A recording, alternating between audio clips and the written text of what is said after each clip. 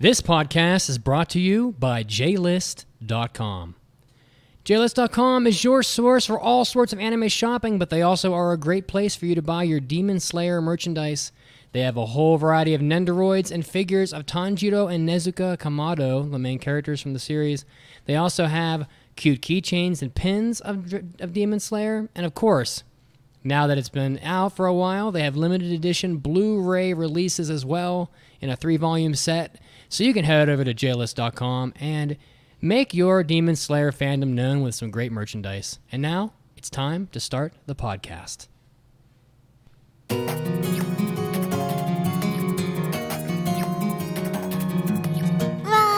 てくれてありがとう. You're listening to the Anime Addicts Anonymous Podcast. Take your anime addiction to the next level at aapodcast.com/join. And now, here are your anime addicts.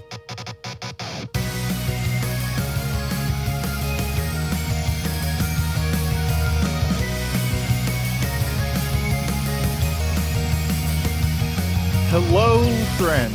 Those who have been listening for years, those who have just found us, those with us live on Twitch, and everyone in between, to the 493rd episode of the Anime Addicts Anonymous Podcast. See how I went really slow there so I didn't mess it up?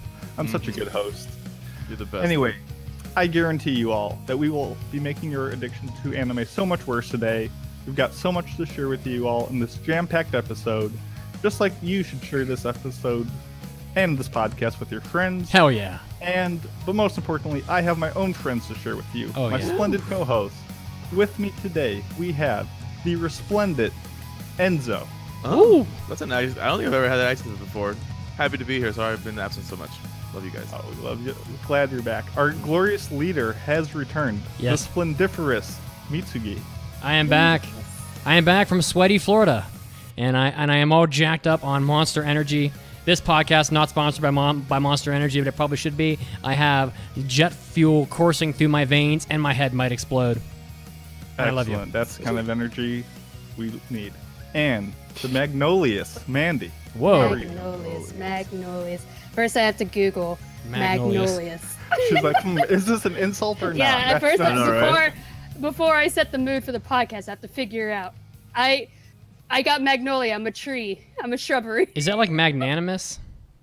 No. How do you spell magnolious? M-A-G. Oh, for God's sake. I-O-U-S. I got magnolia. I'm a shrub. What is this? I'm a shrubbery. This is a grammar podcast. It's a spelling bee. It could be though. Hi guys. I'm shrub here. Hey, does anybody think it'd be fun to do a podcast episode where we do like an anime-related word spelling bee? I don't know. Yeah. I just thought word? I don't know, just anime anime terms and stuff from the fandom, you know, the spelling bee, and that could be fun. That was the most tragic Oreo eating we've seen yet on this podcast. It's okay. Enzo's trying. He's trying his best to eat this Oreo, but I'm rusty.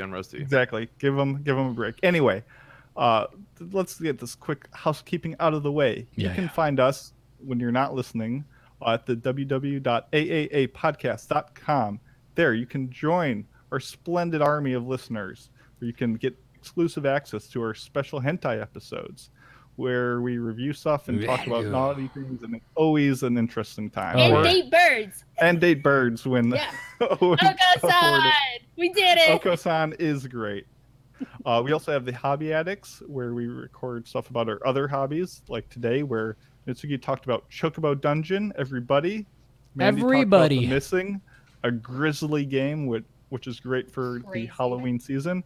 And I reviewed some Boris and Baby Metal albums on this. Hell yeah, dude. I'm upset I wasn't there for that. Fuck. Well, next time. We also have after parties and all that good stuff, so please go check us out at our website. You can also check us out at facebook.com/groups/AAA podcast.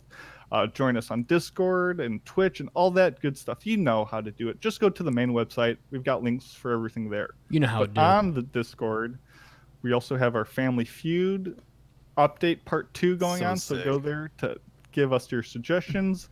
We've got the pumpkin carving thing going on. Oh my God, you guys are crazy. You got so much stuff. 2 weeks to do that. I need to do that. Yeah, you You got like 2 weeks to do it. Just share it on Twitter, Facebook, or Discord, anywhere. Just feed me the orange creations. I want to see them. Feed him the actual pumpkin is what he wants. Yeah. We've got like Friday night, we had like a gaming night where we did some like Jackbox games. We're doing some anime music quiz. We have all kinds of stuff going on Fridays and Saturdays. We have watch party. Oh my goodness, just so much good stuff. So much stuff. So much stuff. We have the manga club. Yeah. How is that going? Well, it's going good. Last time we did, what did we do last time? Chihaya Fudu. And up next we have 20th Century Boys, which will be this Wednesday at 10 p.m. EST. So if you're listening to this on Wednesday or Thursday, it might be too late, sorry. And you have to come to the next one. But if you're listening to this live, go to our Discord and go to the Manga Club chat. And on the pin notes, you can check out all of the chapters and the dates and things that are coming up, all the information you need. So come join us. It'll be fun. Yeah. Very nice. We also have our anime club, which is led by Icy. And last week we talked about Texnalize, which was crazy. I still need to finish it. It was crazy anime. And up next, which will be in 2 weeks, which will be the what date will that be? My light's in the way. Man. Will it be the 30th? No, 23rd. Sorry. 23rd. 23rd. We'll be discussing the Patlabor OVA that we are discussing today for review. Icy thought it'd be fun to see what people thought after our review. It's worth it. Yeah. Yeah. Mitz, do you have something? Any Yeah, other comments? I want to drop a quick note. So I'm working on something for the podcast. There were some complaints on Discord and as to the method of accessibility for the extra content for the hentai episodes and the hobby addicts and whatnot. Because currently you go to the website and you can download them off the website, or you can listen to them off the website. Well, and rightfully so, that's not good enough for people because it's a mobile world that we live in, right? So, so people were complaining, and as I am like to do, I bent like a pretzel, and sought out a solution, which was prior I was trying to have that mobile app made, but that's never going to happen. So I am working on a solution that will let you drop I would basically create RSS feeds probably for the $7 tier, because most people are enjoying the hentai episodes and stuff. So it would be a private URL that you would enter into your podcast feed reader and with a password, and you would be able to pick up those episodes on something like iCatcher or any of the other 5,000 podcast apps that there are out there. So it's just another way for you to enjoy the extra content. And if you're if you're a person that hasn't been doing that because of how difficult you found it to access them, hopefully this will alleviate some of the problems for you. I just have to do a boatload of upfront sort of legwork to get 700 episodes into an RSS feed or whatever. As you can imagine, that's going to take a while. And but hopefully that'll happen, and just keep that on your mind. So. That's our big dog producer flexing. Yeah. Well, listen, out here making the world better for everybody. Yeah, I mean, I'm just trying to make people happy. You know what I'm saying? Heck yeah. Yeah, heck yeah.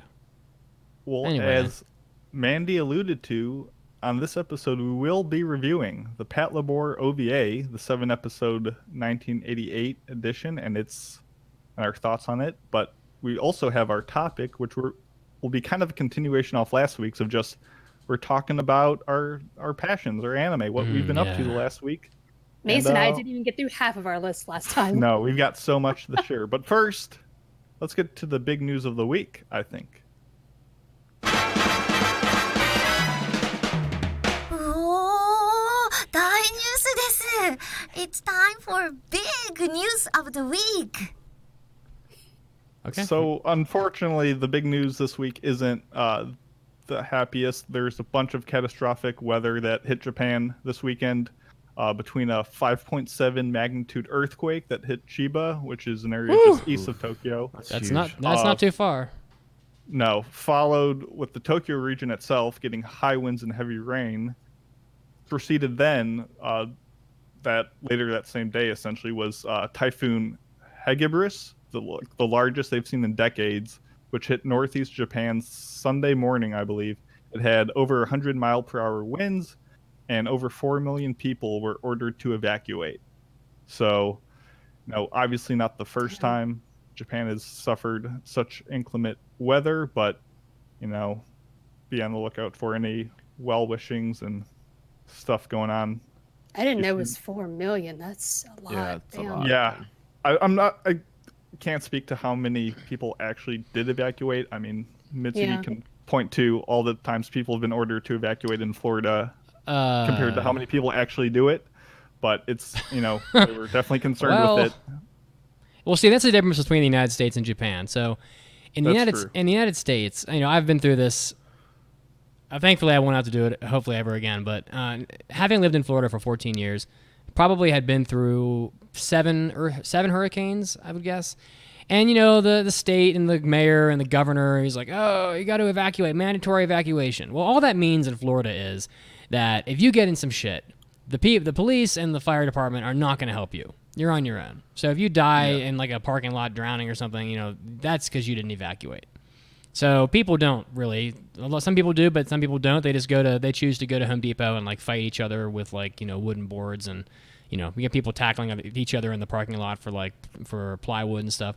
In Japan, I envision it being very different. Haven't experienced that in Japan, but Japanese people are so organized and just willing to listen to the government and stuff that they probably got a single file and just in the most orderly fashion imaginable just marched out of Chiba like a line of army ants, and everybody was probably safe. So that's kind of how I see it. That's the difference. So fair enough, but it's still terrible. Yeah, and this is very recent, so it's a little too soon to report on the aftermath, the damages, and kind of how it'll affect things going forward. But just kind of global awareness is never a bad thing. Sure. I also wanted to shout out YouTuber abroad in Japan who recently put out a excellent video, I think, kind of giving a glimpse of the Fukushima area. So essentially 8 years ago, 2011, it was hit by an earthquake and subsequent tsunami. And because of that, the Fukushima Daiichi nuclear power plant kind of went through a catastrophe where it resulted in one of the most severe nuclear accidents of all time, and kind of the rebuilding process and kind of the cleanup project that's going on over there. It's way more massive than what I had thought was going on. So it's a super eye-opening video if you want to check it out. We've got show links in it and Discord and the sheets and all that. So check it out. And I'll drop a note on that as well. I've mentioned this before, but it's been a while. There is a podcast called Science Versus that's very professional. And they basically just do all kinds of science topics. Well, a couple years ago, they did an episode where they actually spoke to nuclear physicists and people who worked in nuclear power plants, including some Japanese people that worked in the plant, and they actually did a very nice and very interesting breakdown of exactly what happened. Like you hear, the nuclear power plant had a meltdown, but like most people don't understand what that means. Like, how does that happen? How do all the fail safes not work? How does everything that possibly needed to go wrong just happen to not go right? So if you go to Science Versus, you can listen to that episode from a couple years ago. It was really interesting. That is interesting. I'll check that out. It was really good. But I think we need a pick-me-up after all this doom and gloom. And I think the best way to do that is with a dose of Enzo Senpai's Notice Me Corner. Hit me with a drop. Enzo, can I ride on your shoulders? Yeah. Oh, can shit. Can I kiss your head? Oh, my body. Oh, shit. We're doing this. Oh, my God. 皆さんおめでとうございます Join us in Enzo Senpai's Notice Me Corner. Yo, I'm back, and that means that the corner's back too. This is Enzo Senpai's Notice Me Corner, where you guys can write in and let me know about stuff you're working on, stuff you've accomplished, so that we can celebrate you. Because, for better or worse, man, we love you. I love you. Deal with that. This one comes in from Ein Ikumen, and they say Ohayo Enzo-sama and AA Overlords. That's the proper title for us, actually, Overlords. Oh wow! Shit. As a fairly recent listener, my Notice Me will be that I had a daughter recently before I had found this podcast I love. She's about 6 months now, and I've started her up right with GTO. Good. Hell and yeah! Recently started up 12 Kingdoms. Oh with her. Shit! Don't worry, Enzo-sama. Beck won't be too far behind. God, we have an intellectual on our hands here. We do. That's some good taste right there. Someone's listening. But that's got me imagining y'all with kids. In my opinion, you'd be a natural. I usually see them climbing all over you with so many smiles and laughter. While Mits-sama would obviously have an evil genius with super strength, Mandy Ohime-sama is already our manga mama. Aw. Thank you for all you do, and I'm sorry if Mesa is on this episode as I didn't mention his, but I imagine they'd be on fire. Oh That's my the best god. part of that whole meme. I want to know, what do you mean by on fire? It means the fits are gonna be. Like, are they Fire. literally running around like rapidly? Mason set oxidizing, them on just, fire. like, Oh, Mason set them on combusting fire. on the regular? Or are they like succeeding in life with the virtues I have instilled in them and are You've sparked the methodically flame. on fire in their Hmm. studies and extracurriculars, as if they're like a character in NBA Jam? Yes. Or maybe it's because my Deep love reference. of spicy food. Maybe I'm just serving them pepper-infused dishes, hence internally, and their taste buds are on fire. Yeah, that's. Or maybe my Yeah. hot takes are simply too much, and I'm like Bowser, just chucking fire at them left Yeah. and right. Hmm all I want to know. They plausible. spontaneously combusted because of your hot takes. all Exactly. plausible. Or all of the above. Yeah. Ein, thank you. That was very sweet. It was. You are starting your daughter off with some dope choices there. So, congrats on the journey of parenthood. It's gonna be a fun one for you for sure, and your kid's gonna be dope also. And yeah, I'm flattered by that. That's a really nice compliment. I personally can't wait to be. I mean, no, I can definitely wait to be a father, but I look forward to the day that I'll be a father. I can't wait because I'm old as shit. So that's either So happening thanks- or it's not. Thanks for writing in. If you guys want to write into the Notice Me corner, hit up the website aapodcast.com. There's a link at the top that's called Mailbags and More. Click on it. You can then select that you want to write into this specifically and let us know what the fuck you're up to. So we Let can us know celebrate you. what the fuck are you up to? Let us know. What the fuck you up to? Yeah, what the fuck have you been doing? Shit. All What right. the fuck they're up to? They're making up to? kids. That's what they're doing. Apparently, our listeners just making babies. They're getting busy. Jesus. Anyway. Hey, girl. I think we can move on to the Mason Rocket shop this time. Oh. Mandy, not I'm, game. You gotta go. I'm taking over. I'm taking over the shop today. All right, let's do it.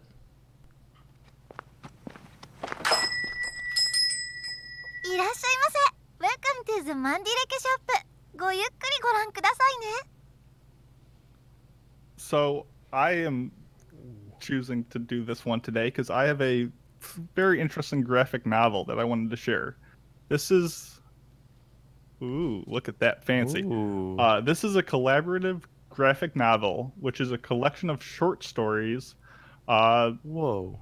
That it's called Hungry Ghosts. It's done by Anthony Bourdain and Joel Rose. Cool. Whoa. And it takes these Japanese short stories from like the Edo period folklore.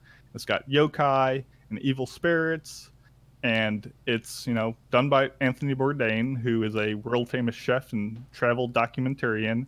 And it's illustrated by, I think it's like 9 different artists, and you can see kind of each chapter is its own piece, and essentially all these stories revolve and they're tied together through the red string of food.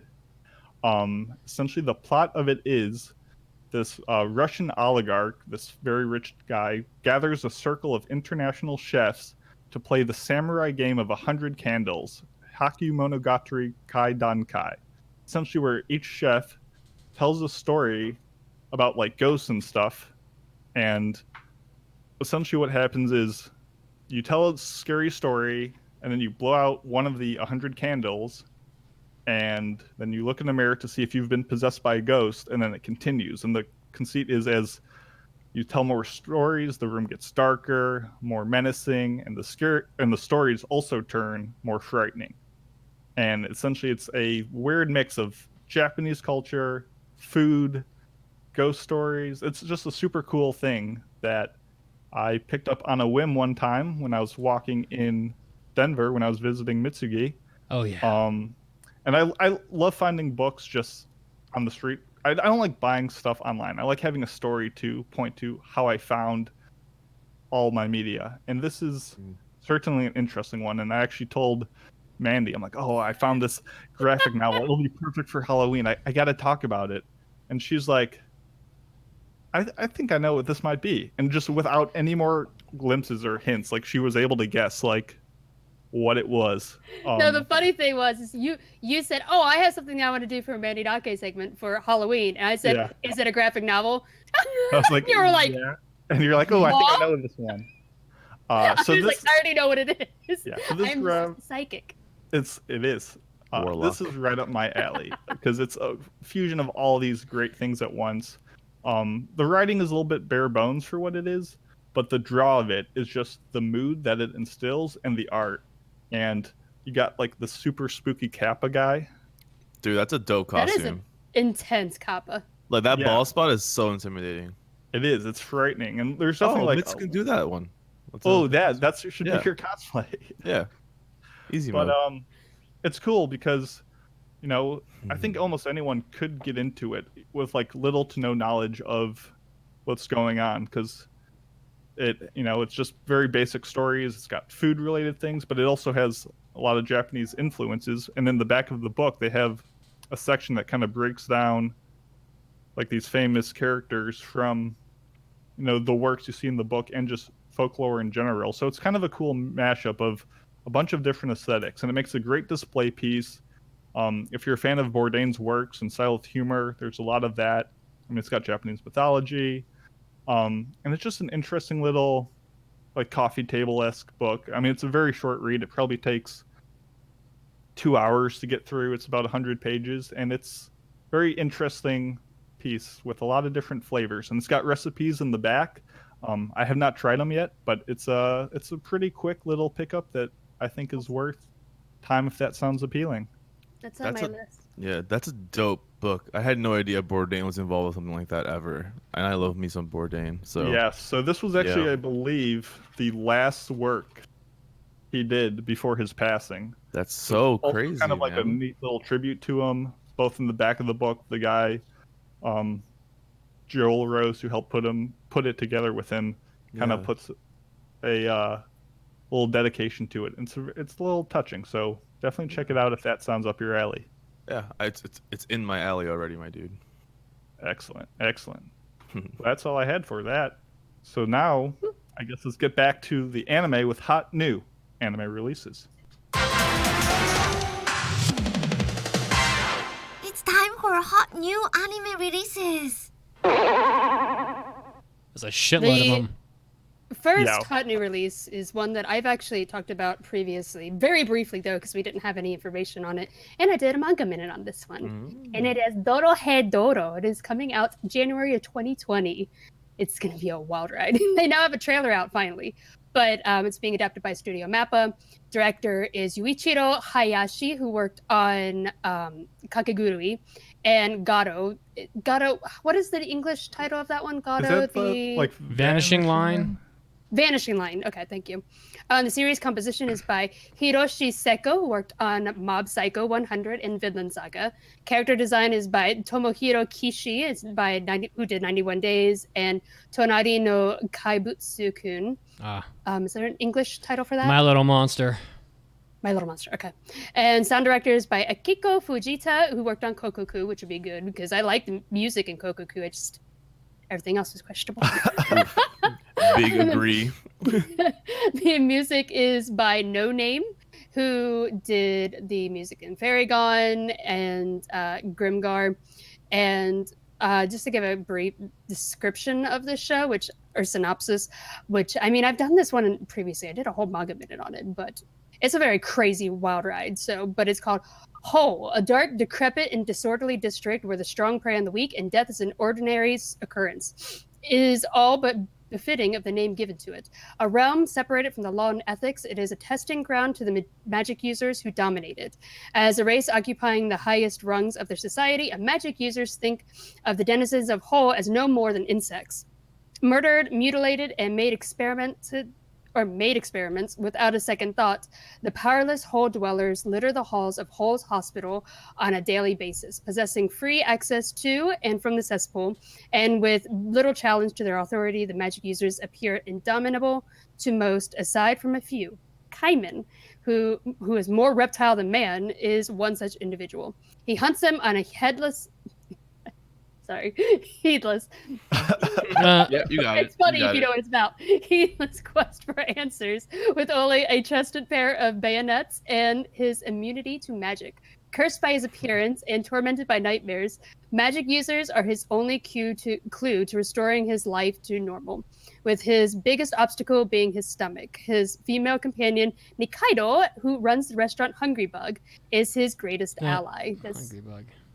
crazy synopsis was kind This is a crazy manga, and it's very similar in like plot to No Guns Life. You know, you got this guy who's got his head transformed by experimentation, rebelling against the people with power above him, memory loss. But this is way more zany. Yeah, I did a manga minute on this one a while ago, and I've read quite a few of the volumes. It's gritty. Like the art in the manga is so wild. Like it's so gritty, so there's a lot of gore, unsettling. So unsettling. Which when I watched the trailer for this, because there's a trailer out, I was very surprised to see it's all CG.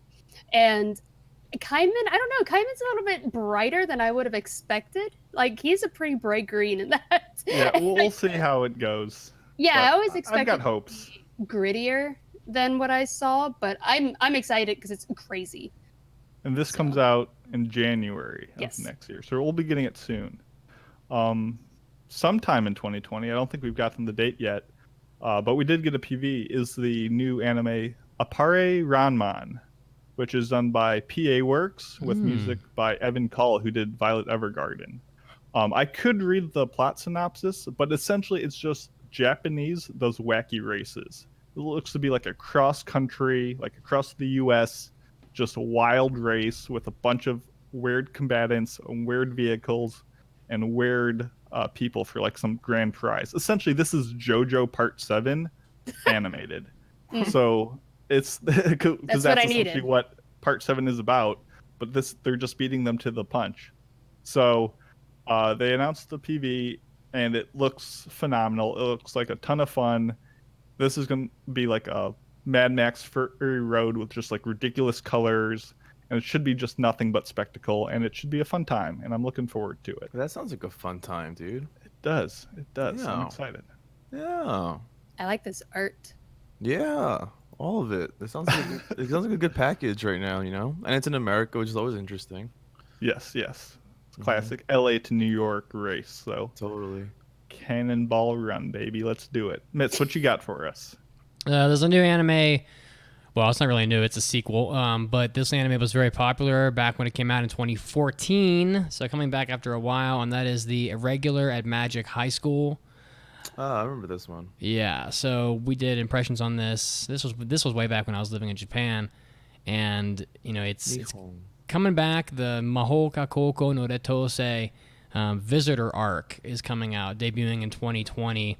So it's got animation by Studio 8-Bit. Taku Iwasaki's doing the music, who's a very prolific and well-known composer of music for lots of different things, including Samurai X and Noragami and Katana Gatare and others.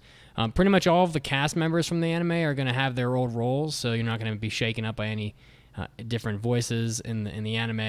And for those of you that don't know what the Irregular Magic High School is, it's kind of like a world where magic has been sort of systematically taught through the school systems, and there's this high school called the First High School where students are brought in and they're tested on their aptitude for magic, and they're either put into one of two categories. There's like the Blooms, which is like, oh, you have high scores, you're very promising, and then there's the Weeds, and that's, you know, the students that are kind of, you know, less talented and are treated as such, I think, for the most part.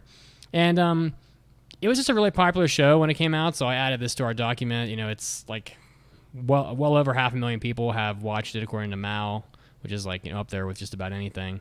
And I just recall not passing it because there's a lot of like brother sister stuff going on, but it was, despite that, super popular anime that a lot of people really liked. So if you liked the Regular Magic High School, there's more coming out next year.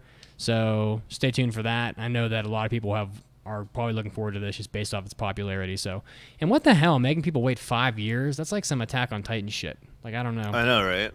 So I'm sure there were reasons for it, but it's still just a long fucking time. It may be that people don't care anymore, but you know, whatever. We'll see. The next one that I have is another one that I did a manga minute on, and it is Wave. Listen to me. I just did this like 2 weeks ago, and for manga minute, and it's getting an anime apparently. I did not know this. I didn't even know it was up for possibility of getting adapted, but it's being adapted by Studio Sunrise, who I don't know. Cool. I can't think of anything that they've done. Gundam? Oh, really? I see. I don't know anything about Gundam. Sorry. No worries. The director is Tatsuma Minamikawa, sorry, and he did Fairy Tail movie, Dragon Cry, Persona 5 the animation, and this is the one I just did a couple weeks ago about the woman who goes into like a drunken rant on a radio station and gets hired to the radio station, and so now she has her own talk show about. She just tells stories about her life, and I love the cover art of this. Is her. Dude. Screaming a microphone, riding a bear. What the fuck? There was a know lot where of the bears bears. came from. There was a lot of bears in the PV. Oh, I didn't even watch the PV yet. I didn't know they had one. This isn't just like a funny haha look at she's on the bear, but it is. But like in the PV, there was multiple instances of her like confronting bears. I'm watching it now. Listen, Like that. There was This- no bear in the first volume, so I don't know anything about the bear. This Listen. story sounds amazing to me, and I cannot wait to watch this later. This bear's no Winnie the Pooh though. This thing looks like some like cut right out of Greek mythology. I will eat you and your family bear with like complete with glowing eyes and shit. So There's a It looks- shaft head tilt. Nope. Yeah. Oh, whoa. Oh. I have to see the head tilt. As, man. as Mitz would say, this is once again just Esper Mandy influencing the anime landscape. I with mean, her- of course. Yeah. Yeah, her they ma- listened to us. manga and minutes. They knew. It's They literally looked this up in 2 weeks. it's literally just people picking stuff that we've covered. So, whatever. If Mandy does a manga minute, confirmed it gets an anime. Essentially. Yes. So- Hidoro, this, like, they're listening loud. Her archery, she wishes for a show and it comes to life. That's why we got Sudonet. So Yeah, I wanted. Man, I really wish I had an archery show. Yeah, And y'all then think I'm was it, fucking like, around? 3 weeks later, they were like, "Oh, archery show." Mandy has arcane powers. I've been saying this. Are since I you a fucking met witch? her. No one believes me though, dude. Look at that. Look at that spell she just cast. She just cursed all of us in our future generation. We're all cursed now. Fuck. Ban the I witches! cursed everyone. What weighs less than a witch? What is that line? A duck. Ah. This is a man of science. He knows what's up. Yeah. The final anime I want to bring to Another is- one? Holy shit We're balls. I real mean, we quick. gotta talk about. But this is gotta talk about this one. is the money one. This Oh, is yeah, cool, of course. Nihon Shinbotsu. This is my boy Masaaki Yuasa. Never heard of him. Studio Science Saru. Mandy, I'm Respect on his not name. I'm not in the mood for jokes right now. Oh, okay. I'm sorry. Don't mess This is around a with real Mason. one. When Mason's talking No. about Masaki Uasa, you don't play no games with him. No. Oh, no. I'm sorry. No I'm game. so excited. He's coming So to this will bust be some ass. coming to Netflix sometime in 2020. Not sure when yet. And they already have another show coming out that year with Keep Your Hands Off Izioken, I believe. So Science Saru was pumping out stuff for days, they're and I pumping. love it. I love Yeah. it. But essentially, I'm guessing it'll be after the Olympics because the plot of this, in kind of once again their psychic abilities, shortly after the Tokyo Olympics in 2020, a major earthquake hits Japan, and essentially, it's the escape and just analysis of this whole situation. It's based off a novel series, I believe, not a light novel or manga, but like a full actual thing. So I don't know too much about it. I'm trying not to look too far into it because I don't want to get spoiled. But all you got to say is Science Saru, and I'm yeah. signed up. So Yeah. very I guess it's Masa, and I'm like, yes, sign me up. yeah, exactly. Masaki. That's Yeah, my I'm down. trigger. Let's go. Yeah, fuck, I'm down. Yeah, it's cool that Netflix is picking him up. That's cool. It's not the a first whole time. trend now. I mean, yeah. he did it with Devilman. Devilman. Yeah, exactly. So I'm not against it, dude. Put all that money into him. Like, I'm down. Devil Man, some good shit, man. You know. yes, Alright. indeed. Well, let's keep Yes. this moving. First, we have our online trivia, which you can go to our website at aaa.podcast.com/ too many dot. You know what I mean. Dish dash dots. The Dish dash dots : Dish dash semicolon. dots. Hyphen, baby. page, .com. Facebook, double, triple backslash. Anyway, the answer to this week was Bubblegum Crisis, and the winner for the week was Manly Mudkip. Manly Mudkip's on. He's on fire right now. So He manly. is. So manly. On fire. I do think almost anyone, though, could get this next one. It's pretty as the easy. theme remains anime hero. So if you want to win something, some fabulous prize, this is the easiest week ever to get it. So It's get pretty in on easy. that. Get in there. I expect like 100 correct answers. So Yes, at least. Oh, remember in the days when you guys used to read off all the correct answers? those days are gone. Next week would have been a nightmare for That you. ended real quick. But what else do we have for the We have kind people? We have an intro trivia question for you to ponder while we're on the news break. In honor of our review today, what is the full name of the mechas that are piloted in the Patlabor franchise? If you've seen it, it's a pretty easy question. And if you haven't seen it, well, that's how we'll know that you didn't do the reading. So we'll see you after the news break.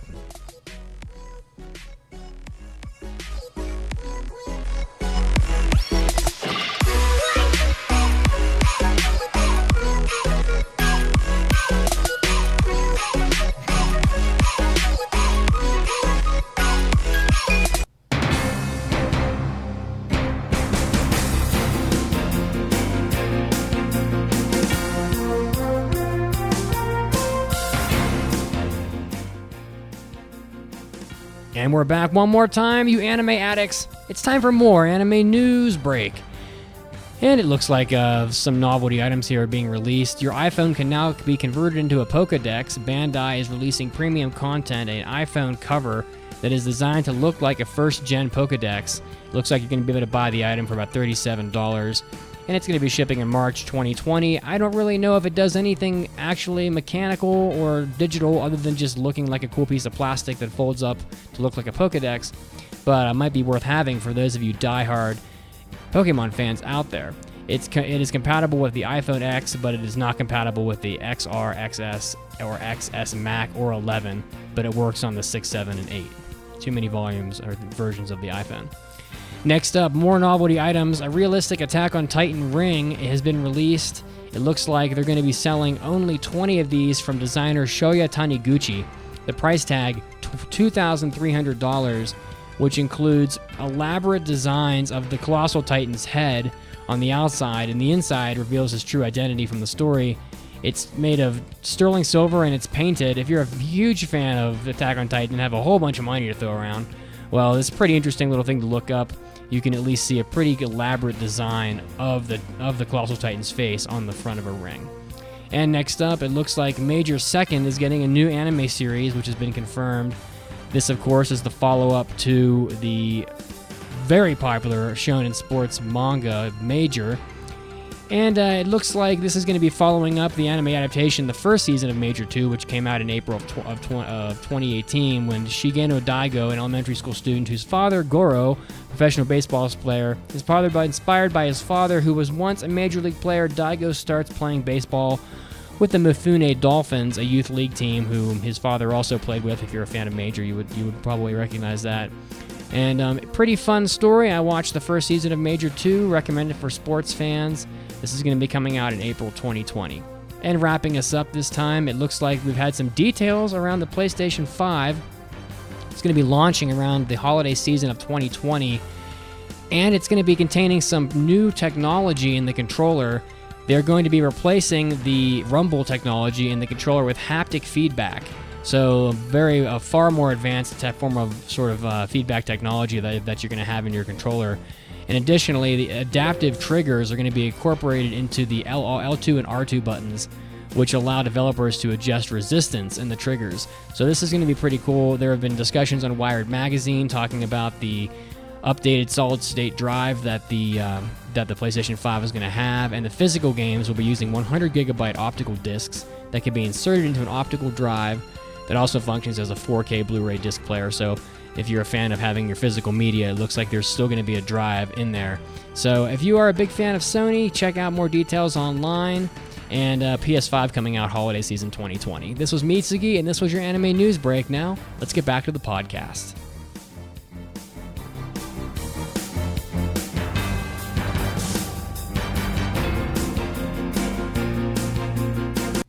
Hi, Hi, this is Tiffany Grant. Remember me? Oscar Langley Soryu. Anyway, I'm a total anime addict, and if you're not listening to Anime Addicts Anonymous, what are you, stupid? Did you know that JList.com is not only a great place to satisfy your anime shopping needs, but is also a source for amazing Demon Slayer merchandise? Right now, they're carrying Nendoroids and figures of both Tanjiro and Nezuko Kamado, the main characters from the series. They have a huge array of cute keychains and pins from the series, and also limited edition Blu-ray releases in a 3-volume set. If you are a fan of Demon Slayer, head over to jbox.com or jlist.com right now. Browse their selection, and you might find something that's just perfect for you.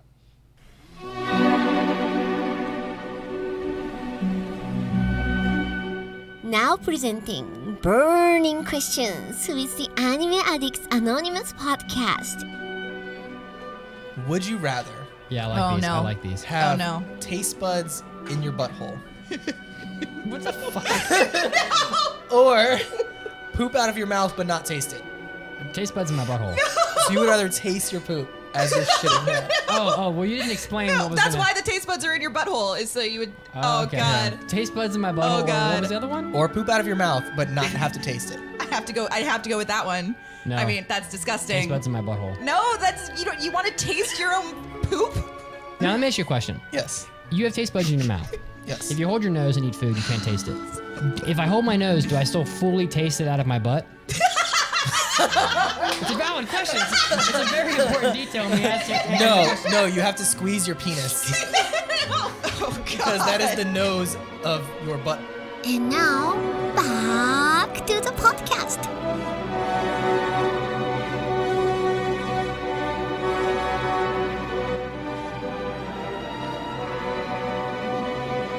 We've come so far from that.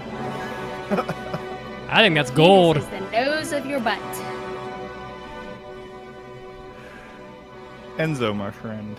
Oh, sorry. I had this muted. I had the stream going. No worries.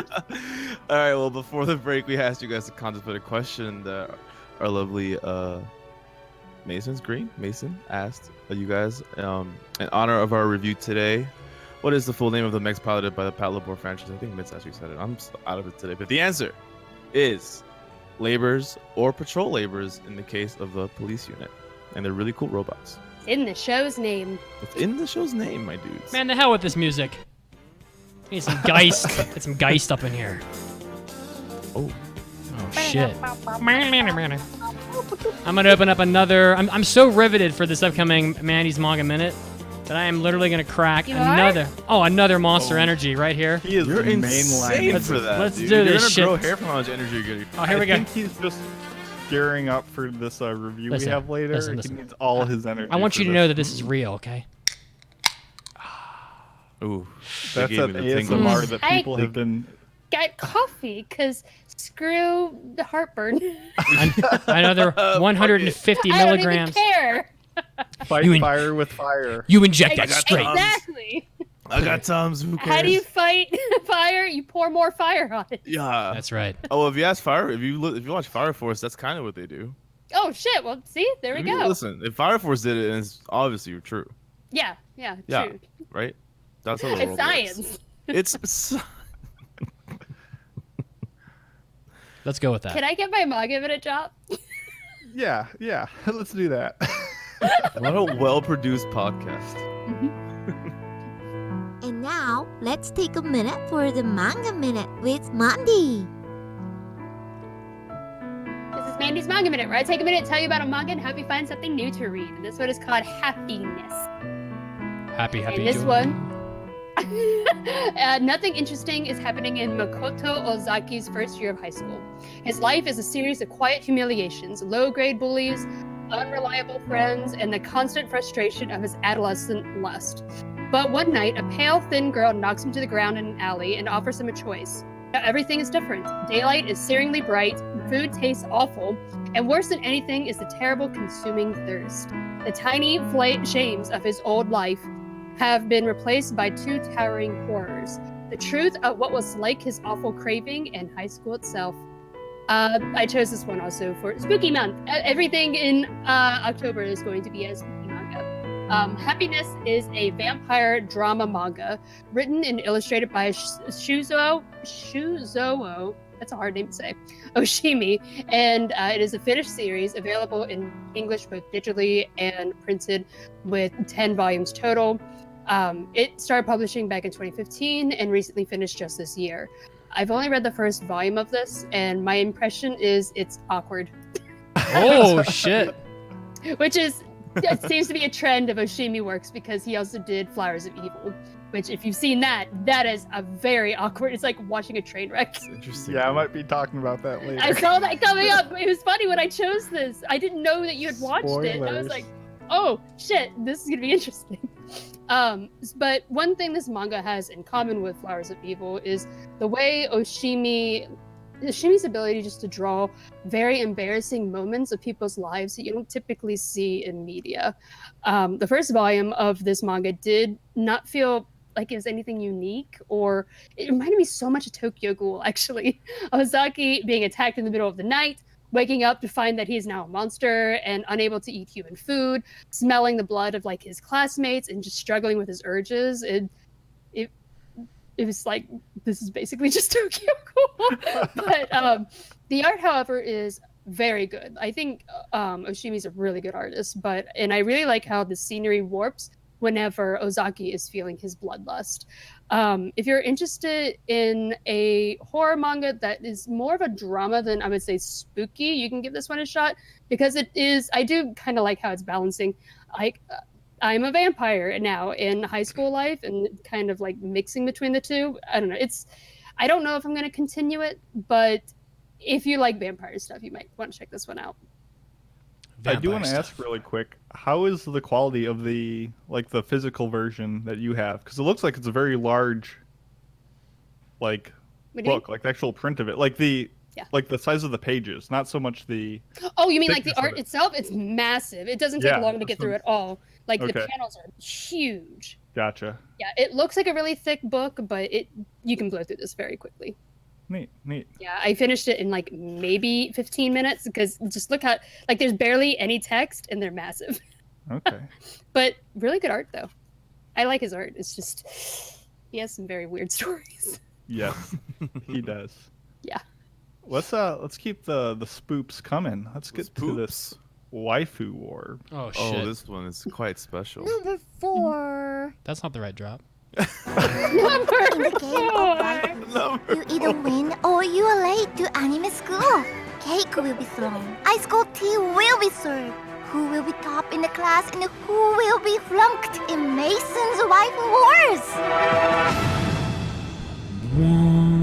wars? Sorry guys, there's like 4 is death in Japan, so that is the most relevant number to. Well, I mean, listen, this soundboard, there's like 140 drops on it, and I think my palm touched like one of them. So silly palm. Big hands, dude. Who picked this one? Did you do this for Enzo? I did this for reality. This is just the way that it be. This is just a fact of life that this is a choice to be made at some point. Okay. Yeah. Anyway, listen up, class. It's week 2 of the spoopy, scary Halloween waifus, and I hope you've been taking notes. We are going to jump right into this one with the rebellious, the recalcitrant, and rocking lady, a powerhouse that is a blast to be around. I'm talking about Nana Osaki from the 2006 masterpiece by Studio Madhouse, which itself is titled Nana. Yes. This series is only 47 episodes long, but it somehow feels like one of the most ambitious and epic works in the medium. Even though it's a simple, drama, and it just tells the lives of 2 characters, both called Nana, who are very different from one another. It just how they have a fated encounter on a train to Tokyo. We follow their intertwining narrative and how their goals and lifestyles get them embroiled in hardship, love, scandals. I mean, it starts off so simply, but it just blossoms into it's a mess. Sex, drugs, and rock and roll. Oh shit! Yes, indeed. Yes, Fans indeed. of fashion, romance, music, and absolutely enthralling characters and drama should not pass up this series. It's based on the manga by the legendary Ai Yazawa, who also did the splendid Paradise Kiss, Nana dives deep into issues of the human condition, and while sometimes it's a bit melodramatic, it always returns to the surface with an enriching story that is a standout of the shoujo genre. See, take that, people who say I don't like shoujo. Take that. Anyway, Take that. Anyway, that. the reason why you are here, besides to take notes, don't forget it, is for Nana Osaki herself, often called Nana O. She is the lead vocalist of the punk band Black Stones, and through her skills and charisma, through her own talents, helped them rise to fame from the underground scene and beyond. She just exudes that independent, dark, gothic energy, and is definitely someone who gets down with Halloween. The best part about it, though, is under her tough, abrasive demeanor, she's a devoted friend and very kind-hearted, and she exhibits plenty of patience in dealing with Nana K. The K stands for crap. Yeah, K stands for crap. TBH. I like the other Nana. There's no contest, though. Like, it is not even close. Honestly, I mean, yeah. Nana O just seems like an absolute joy to hang out with, and who better than to be a waifu than that? Even if she would scare you sometimes with some harmless pranks now and then. But yeah, she's just a great character in a great show, and check it out. That's all. Thank you, man. I as her husband, I'm very grateful for the words you've given to Nana O. Honestly, that you did her justice. So thank you. Our family is very happy. I'm glad you're on this one, so I wouldn't disappoint. Yeah. Thank you, friend. You did well. My wife was very, very happy with those words you chose. Poor Ren. I mean, for sure, poor Ren, especially if you read. Read all the way. If you read, big ouch, my dude. Big oof. and the Nana O that you can see in Golden Time, she was as in a bit of a more than a cameo role, just a bit more. But yeah, she has like an actual role. It's not like not even like an Easter egg. It's like an actual, like, she's a character in the show. Yeah, when she popped episodes, I think. When she popped up in Golden Time, I was like, "Oh shit! Like what? Like did I just step into a different show?" Yeah, she's in there. Okay. When do we get Shin? When do we get Husbando segment with Shin? Yeah, when do we get Husbandos? Husbando section is next week. Oh shit! So stay tuned. I'm tuned already. Well, you should be tuned into this main topic, which is just more of just talking about terrible segues from bringing the passion to another. Yeah. So are you guys pumped? Yeah, just pumped.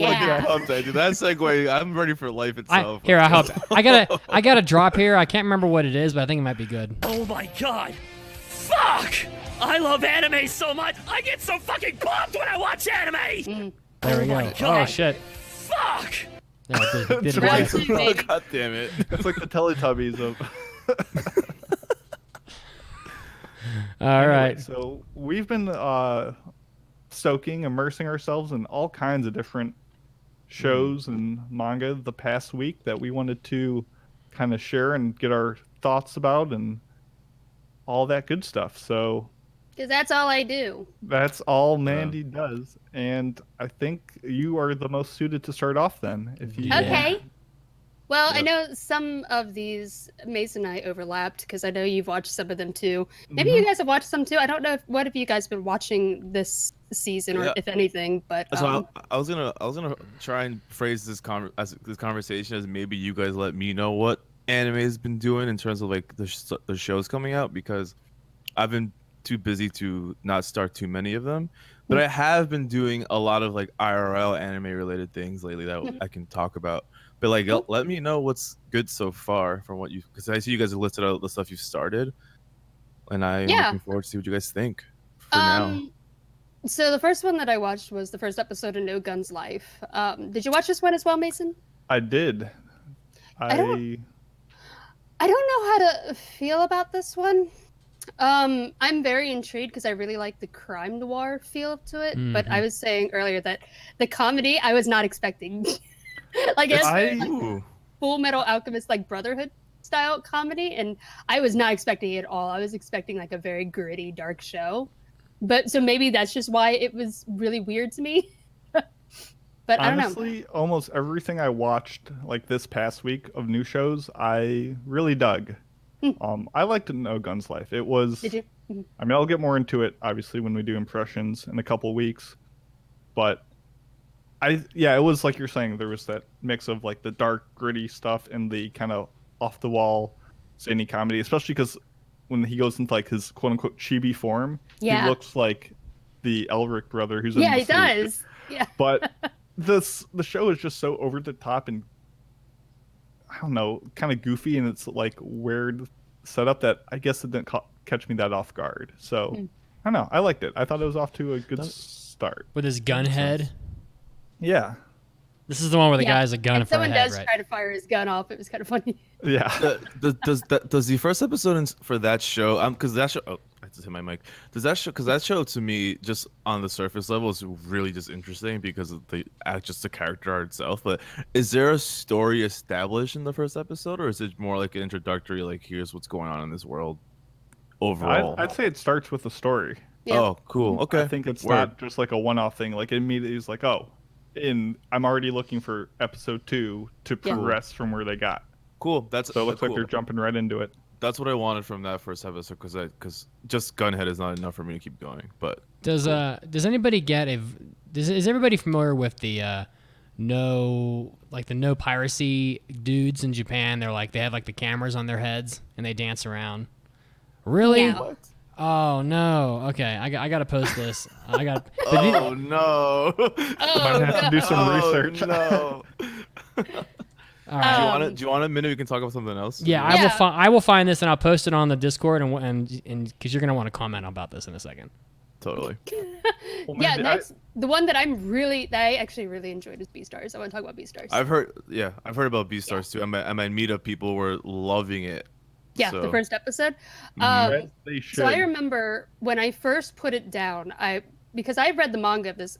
I'm not caught up to it. I've read a couple volumes, but I really like it so far. But when I saw the trailer, I was real skeptical. I was like, "Ooh, this CG is weird." It wasn't that it was CG. It was that it was not good-looking CG. In the trailer, in the PV, yeah. Well, when I watched the show, I was blown away. I was like, "This is far better than I was expecting." Like the lighting is fantastic. It has a very they went in on the deep shadows, which I really liked. I also like I think the characters are far more expressive than you expect from a lot of CG anime. I thought it looked great. I think my only issue with the animation so far is lower frame rate. It looks like they're trying to apply 2D frame rate to 3D, which makes them feel a little bit sluggish. Yeah. But man, the music's great. I love the music in it, and I'm so interested. These are handsome deer. I was so pleased with the production of this. I thought the CG looked phenomenal, and they used it for a bunch of effects that they couldn't have easily done hand-drawn.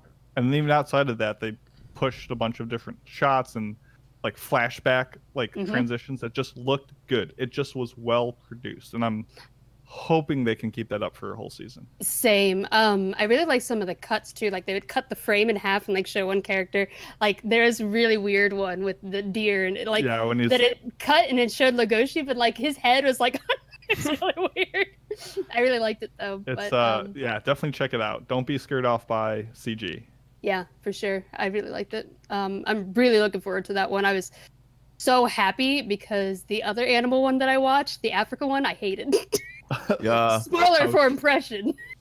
Oh, spoiler. Is that the one about the office with like the elephants in it and shit? Yeah. Oh, okay. Yeah. Yeah. Oh, that's a bummer because just like in a quirky way, I was kind of hoping that one would like blow your socks off, and I was hoping you'd come to me and be like, "Oh my god, this anime is so crazy good! Oh my god!" But yeah, it's like a small bummer that it's not living up to what we got Redsco. My head made up for, you know.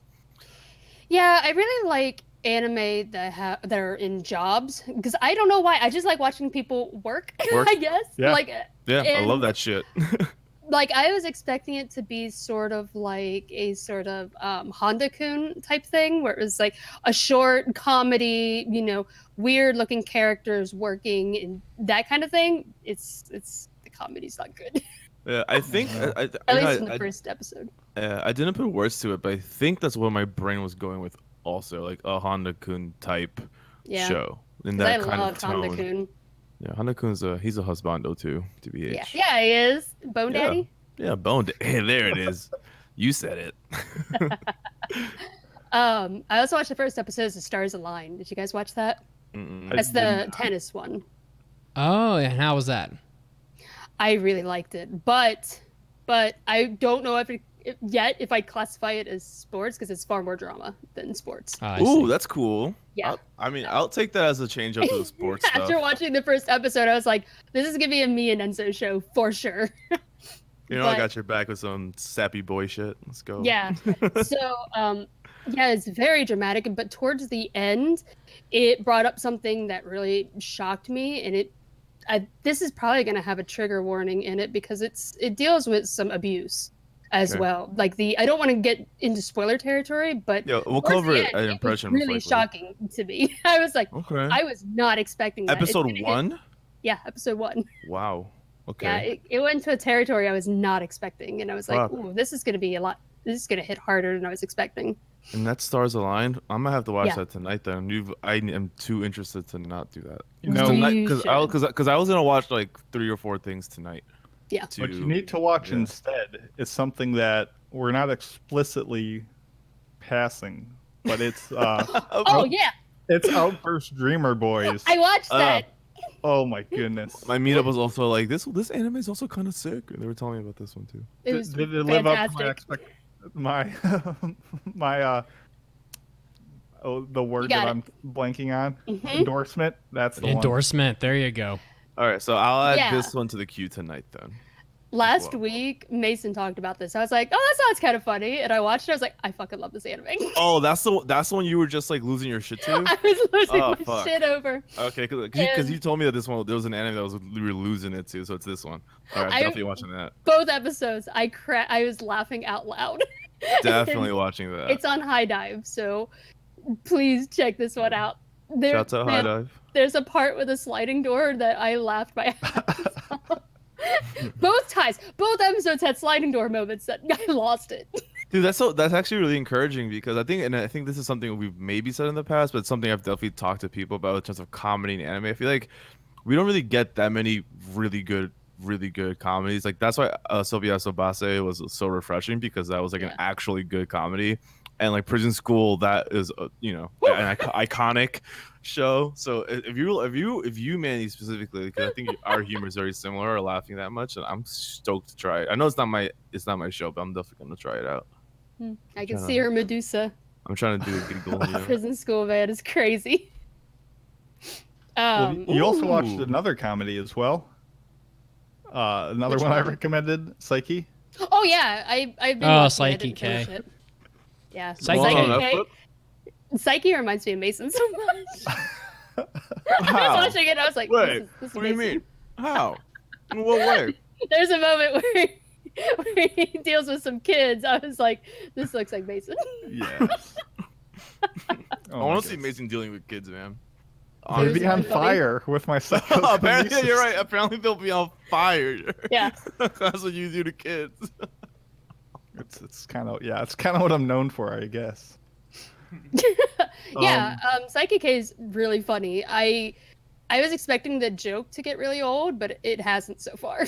And I'm like, well, they're split up into like five shorts per episode, and each of those are like 5 minutes each. So that's like a lot. It's so I've only watched like I don't know how many episodes, but it looks like I've watched like 80 of them. It's not nearly as many. Well, wait. Like 80 divided by 5 or like 80 episodes? Yeah. Okay, oh my god. 80 divided by 5, so. I thought you meant 80 times 5. I was like, Mandy, stop, dude. Fuck. No. Because I know you would. I know you can. Oh, for sure. Yeah. But so it looks like I've watched a fuck ton, but it's not as much as it looks. And so far I've cracked up the entire time. I'm sorry, go ahead. No, you can go ahead. I was gonna ask, have any of you guys seen? Because I know it's one of my picks, but there's so much hype of it right now, and I'm excited to start that tonight. Is Babylon? Have you guys tried Babylon out? Yeah. I liked Babylon a lot. Dope. I'm super into it. Dope. Yeah, because I walked into my meetup late on this last Saturday, and I sat down. They were like, "Bro, have you watched Babylon yet?" And I was like, "No, like I'm catching up like Saturday or Sunday night. Like I'm gonna start." And they're like, just fucking watch the Babylon. Like you're gonna love Babylon. And like my meetup at this point knows me enough to be like, nah, and this is an endless thing. So, and I've heard a lot. The internet's also like really enjoying Babylon too, and I'm stoked that it's mine. I saw like did you post the weird camera angle stuff? Who on Twitter? It was you, Mandy. Yeah, that's me. weird as fuck. Yeah, the camera angle from inside her mouth or whatever, or his mouth. Yeah, man, So Babylon. I'm super into it. The first episode, it's a very slow burn crime or mystery, and I'll take I guess a slow crime mystery. Yeah. Yeah, it's super slow burn. The first episode was very slow, and then towards the end, it really picks up. It like does one of those like shocker moments, and then the next 2 episodes, because there's 3 out on Amazon Prime right now, and the next 2, I was super sucked into it. So I'm really looking forward to that. Yeah, And yeah, it has some really weird angle moments. Like I can't remember an anime that puts the camera inside of a woman's mouth. Yeah, that's Whoa. It was like in her mouth, and like while she's talking, looking at the other guy. Unless it's a hentai. That's Oh, that is so weird. strange, bro. Yeah, hentai is Hentai. That's different. I mean, I think on the Monogatari dark has web, done that. it's I was ancient gonna technology. say probably Monogatari, but I I can't. think Monogatari has done it. Oh, I was maybe gonna say, the Shaftwood. the toothbrush wasn't. Was Yeah. there? Yeah. Fuck that scene. I'm sorry to bring. I'm sorry, all the listeners. I just like brought that scene back to Moving you. on. But I feel like maybe there. But I think your point still comes across. I think it's very strange to put a camera in there, even in like live action. Like who the fuck would put a camera in their mouth? Studio Revo Roots first anime. It's a new Babylon? studio. Babylon, new studio. Yep. Yeah, it was shit, really I think I knew that. interesting because it starts off with like, oh, we're investigating a pharmaceutical company that is perhaps putting out drugs that don't actually work, and then it quickly evolved into something else. Like there's a lot of political intrigue in it. It's crazy. The 3rd episode, the ending, I was like, oh, what the fuck is happening? Yeah, super interesting. Yeah. Well, fuck. Maybe I will just watch all 3 episodes. I'll see how much it hooks me. I mean, I have to watch all 3 anyway, but I'm excited and there's so many people validating it for me. So You didn't watch this one yet, Mason? Babylon? Yeah. No. I was trying not to watch too many things that we'll be doing. Oh, I reviews didn't of, do that. But Mandy knows no bounds. Man. I have 15 watching right now. I honestly, I feel like in my head, here's how I picture Mandy's apartment is. Right there. I know, but my headcanon for your apartment is, that room that the 2 siblings in No Game No Life have, where it's like it looks like a control center with like 4 bajillion different screens. Oh yeah. I think Mandy has like 15 monitors in front of her. Yeah, She's they're just watching behind 15 the sofa. Yeah, she's watching 15 anime at the same time and just understands it all. Dude, you can read subtitles from 15 anime at once? Yeah. Yeah. I can. Did you know that? Damn, I can barely read subtitles from one anime. How do you think Mandy finished all the anime at the same time? If Listen. you can watch Tatami Galaxy, you've got that. Yeah, Listen, I easy want. mode. I just want you guys to know that I really appreciate you not making fun of my inability to read. West Virginia is a tough place to grow up. There's a lack of books. We have plenty of wooden teeth, but that doesn't really help you read. So, they made thank you. English so hard for you, Mitz, that you just learned a different language to combat it. Yeah. Yeah, and look at you now. Look at you Exactly. I mean, He lost all his hair. yeah, I mean, lost it's all my so hair. red. It was like when I started to read, my mind was so blown by just like the fact that I could learn things, and It blew off your hair. my hair just Blew blew it straight off. off. See, contrary to popular belief, you think it's because of all the, it's not really a Saitama deal with all the push-ups and stuff. It's just like reading can make your hair just not fall out, but just explode off. Wow. Blow your mind every with time- knowledge. Every time you read a sentence that was very grammatically correct with parallelism and everything all set, 3 strands would fall out. It was like per Jeff. period. It was No, like they blew off and stick in the ceiling. yeah. I mean, it was Crazy. more like that. In all honesty, it was more like Jeff Goldblum's The Fly, where he's just kind of like pulling it off in clumps and shit. But yeah, it's pretty nasty. Oh no. I can't. Someone in the can't chat wait is like, that is why I am bald. Question Yeah. mark? Yes. Yes, Yeah. Irish Bear. That's because you read, you dummy. My bald Yeah, brother, you nerd. my What are bald you, a brother, nerd? I love you. Nerd. I can't wait to join Enzo's weekly anime meetup one weekend. Yeah, Just man. drop in for no reason, and It's super cozy. It's I know, very cozy. I'm very excited. One day it'll Yeah. happen. Mason, Yes. tell us about Blade of the Immortal. Please. Blade of the Immortal is one of my picks for the upcoming review, and I watched the first episode with our Discord watch party last Oh, you night. didn't watch both of them? We just watched. Well, I only watched the first episode with them. I watched But, both. I was really hoping I could get your hit on the second episode. I but did not. Sorry. Never mind. Sorry, next time maybe. But oh my goodness, people, the sound design Oof. is Yeah. spectacular. Ear candy? Watching it with headphones was an absolute treat. There's a scene where like two things are whirling around, and they like pan them in different audios Hell and yeah. like desync them enough, and it. Oh my goodness, the sound of this was spectacular. Essentially, it's done by the same guy who did Technolize. It's done by the same guy who did Steins Gate and Shigurui. And it's just like yeah. and it's very much in the same vein. It's harsh colors, black and white, just very meditative, very nihilistic, very just it's so good. It doesn't look as good because it's not Madhouse, but it was definitely a cool first grotesque episode. imagery. Yeah, it was Very grotesque. definitely had some wonky animation and wonky just even still frames, but I think it should live up to it, and I enjoyed it. Yeah. But I think the most interesting thing is I watched a bunch of non-currently airing things. What were you about to say though before I cut you off? No, I was just gonna say I was really hoping I'd get your input on the second episode because that would have a tiny bit more like little comedic parts to it. So I was curious. Well, the first episode seemed like a starting point. I mean, obviously it's the first episode, but it seemed like it was just like, setting the stage for what was going to happen. So I didn't want to like get sucked in too much. I heard some pretty wild shit about the first episode of that anime. Like, yeah, I was like, it is wild. Did they really crazy keep? shit happened. Did they really keep all of that? Like, it just sounded very objectionable and like in a very like NC-17 way. So I was kind of like surprised that all that stuff was in there. I guess I'll find out when I watch it, but like, Seems like Amazon Prime is picking all those shows up. Like, what was it I heard? Like sewing the heads of your victims on your shoulders and shit or something. Like, that's wild. Yeah, it was way more intense than I was even anticipating. Knowing what I was getting into, it was still like, dang, we in this. Dang. I also watched a bunch of. Are we talking Ninja Scroll violent here? Like. Yeah, not as well animated, but yeah. Ooh, okay. That's still a high bar of quantity of grotesqueness to hit, though. All right. Yeah. Mm-hmm. Right? Sounds like a good time. But I also watched a bunch of non-airing stuff because, well, first of all, last week's episode, we got a mailbag from Slinger, I believe it was, who asked about like, what shows had an art style or an aesthetic that really like elevated it more than what it would have been. And there's been a couple shows on my list that have just been like, I've been putting off.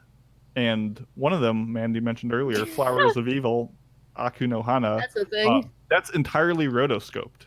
Yeah. And it definitely has a very interesting aesthetic. And I was like, no, I've been meaning to check this out for a while. So I watched a good chunk of that. I've been putting off Mecha City Actor. Yeah, which is that's a good one too. Shaft publication, which I'm a huge fan of. Is that one that's based on Vocaloids? In a Sort weird of. way. Hmm. Yeah. They have like Virtual Girl becomes like real, kind of. It was delightful, but both of those are very interesting, and I've actually been enjoying both of them a lot. Yeah. Do you know about how Mekaku City Actors ends at all? No, it doesn't. I'm only about halfway. Okay. Let me know how you feel. I'll let you know when I get there. Flowers of Evil felt like Oyasumi Poon Poon. You're right. Style, just like that level of awkwardness. It's depressing. It's dark, but you can't look away. You're just like, it's a train wreck, and you have to watch it. Yeah, and I think I like the rotoscoping. I liked it Yeah. a lot. I think it made it interesting. But also, and most importantly, I started watching, finally getting some anime credibility to my name. I finally started watching Initial D. Oh shit, Ooh, dude! Nice, bro. All right, now we're talking. It's been a long time coming. I've loved the soundtrack for a while. Oh, getting yeah. those Euro beats going on. And I was at work one day. I was like, oh, I got to get work done. That means I put on the Initial D Mega Mix hour-long, 30 minutes playlist on YouTube and just start going to town. Let it happen. And my coworker came up behind me, and he had a question. He's like, I literally just watched the movie of that last night. And he's a big car guy. He didn't know much about anime, but he's like, oh, I just watched the first. I was like, this guy can't know more about anime than me. I need to I need to preserve my credibility. So I hate you so much. Oh, the movie, I've heard it's not actually as good. It's they kind of get rid of the good music. I've heard it's not so great. So I was telling him about that. And he's like, oh, I think I'm gonna watch the show then. And I was like, well, if you're gonna watch the show, I'm gonna watch the show. It can't be outdone. A peasant can't outdo you. And he's like, well, where do I even find the show? And I was like, oh yeah, I'm gonna be a hotshot, tell them all about Funimation, tell them about Hulu or whatever. No, it's all on YouTube for free legally. So I was like, oh, there's no excuse not to watch it. Yeah. Oh yeah, dude. Really? Oh, Sub and dub are both on there. Funimation puts it up. I was like, oh, easy peasy. So now I can watch it at the gym when I'm on the bike or the stair climber. I can just relive those sexy races, and boy, it's fun. It's some a good time. shit. Yeah, Dude. I'm halfway through the first stage. Unfortunately, that's a very nice Oreo break that Enzo just pulled. Enzo's just Unfortunately, my coworker has way more time to watch a single anime series than me watching 20 of them. So he's already through the fourth stage by now. Well, he should stop there because stage five is dog over shit. the course of 4 days. He pulled a Mandy and watched 4 series. It is that good. Hey, I feel I embarrassed. finished Hunter x Hunter in 2.5 weeks. You know that's insane, got right? shit You on know that's me. crazy, No. right? So What's crazy is that it was so good. I only have one question for Mason. yeah. How badass is the duct tape match? Because that's the shit right there. Have you gotten to the duct tape match I yet? have not got there yet. Oh I have not got there no! yet. Well, you'll be there I'm soon. excited though, so I will report back. But what was your reaction? It's one of those things everyone has heard about. Everyone knows what it is, but actually watching it, yeah, it's a good time. What was your reaction when Takumi sticks the? You've gotten to the gutter thing, right? Yes. What was your reaction when Takumi does the gutter move and gets around the turn, and the other guy tries and he wrecks his car? What was your reaction? Oh my goodness. I mean, about that scene in particular and other scenes throughout the show, this show is just making me physically smile more than a lot of other. It's so good. I'm just yes, It's just badass, you know. I'm so glad badass. I'm watching this. I am glad I'm experiencing it, and it's not too in the weeds with car tech that it's I'm really. missing out on stuff like that. It's very much just this is a cool car and it's better than your car, nerd. Therefore, my car will win. I'm like, okay, I can get behind that. My car is cooler than yours, and I have bigger balls. So shut up. Living That's Initial D. Living in Japan, every time I saw an AE86 Toronto Toyota, which is a real car, you can see it on the road. I always flip my shit every time. I always take a picture of it. It's fantastic. Fucking. I need to. Oh now, yeah, of course. So I've played the Initial D racing arcade game. Yeah. When we went to Japan last time, but now I feel I'll earn the right to do the actual game where they put you in the physical car that's on the whole suspension track with the screens in front of you. I'm trying to go for that. So that sounds sick. What? It was a blast. Yeah. But I think that sums up the big stuff I've watched. I did try After School Dice Club. Watched the first episode of that. After School Dice Club. Club. Yeah, that was one that Mandy had selected. I don't have strong feelings about it either way. I definitely connected with both the rule-following character and the character who just wants to walk around for days and explore the world. I thought of you. I was like, yes, that's me. Because her, I also don't wear panties. But it was... Can confirm. He does not wear panties. Can confirm. Yeah. But no, so I really like the characters in it. I think it'll just be a matter of how it goes. Yeah, so after school dice club, it was I could totally see how this would be how a lot of people would find this to be like a very boring slice of life. For me though, because they're playing games that I have actually played, I'm super into it. Like the second episode, they play cockroach poker, which I've played with a group of friends before, and it's the way that they're playing is in a group. It reminds me so much of my old gaming groups that I was just smiling the whole time. Like there's this one boy who has a crush on one of the other girls in the group, and so he doesn't want to like make her lose, but he keeps accidentally doing it. Wait, that's literally my life, dude. What the fuck? That is Enzo to a That's T. my life as fuck. Literally, I was playing Mandy, have you ever played Secret Hitler? Yes. Yeah, okay. I fucking love that game. It's a ridiculously crazy game. You end up yelling at people, calling them fascists and shit. It's insane. And literally, that was literally me yesterday because there's this cute girl that was playing with us, and I was like, well, I don't want to call her a fascist. Like, what the fuck? But she was. It's so funny. Like you always end up picking on like your best friend in groups. Yeah, exactly. My best friend that I've known since I was like 5 years old was with us, and to me, he was just Hitler every time. But that's what I actually loved about this show, and I could totally understand if you like board games and you don't like watching people. I like watching people play board games. Same. So this was perfect for me. So like, I could totally understand if you're not in that group, you have no reason to watch this. But I like seeing the way they interact because that girl, she gets so frustrated with him that she keeps picking on him constantly. She's like passing him cards. I was like, this reminds me so much of my old game groups, and it gave me like, I really want to go play more board games. Yeah, I've happily stumbled upon a group of people. My old roommate Zach, we parted ways. He just wanted to live with other people, and I was downgrading my friend to move into 2 bedrooms, but he moved into a house full of fucking nerds, and they have all the board games ever, and I'm happily now like have a game group again, kind of. Which is so neat. So I totally understand where you're coming from. Yeah, I had a lot of fun with it. Second episode is far better than the first episode. It sounds but the first episode still had a moment that I laughed my ass off because the owner of the board game shop, he's like, I'm not going to take it easy on these girls. He's just wrecking them. Exactly. I think the characters in the show are us in certain ways. I think Mitz is definitely the owner of the shop with his imposing demeanor and no mercy.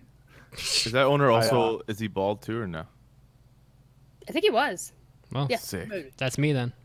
Mitch, your bald head is looking so good today, my dude. Dude, I'm telling you what, I shaved it yesterday just for you. It's looking nice, man. I put some lotion on it. Form. The bald, it's on fleek, my guy. It looks smooth to the camera, you know what I'm saying?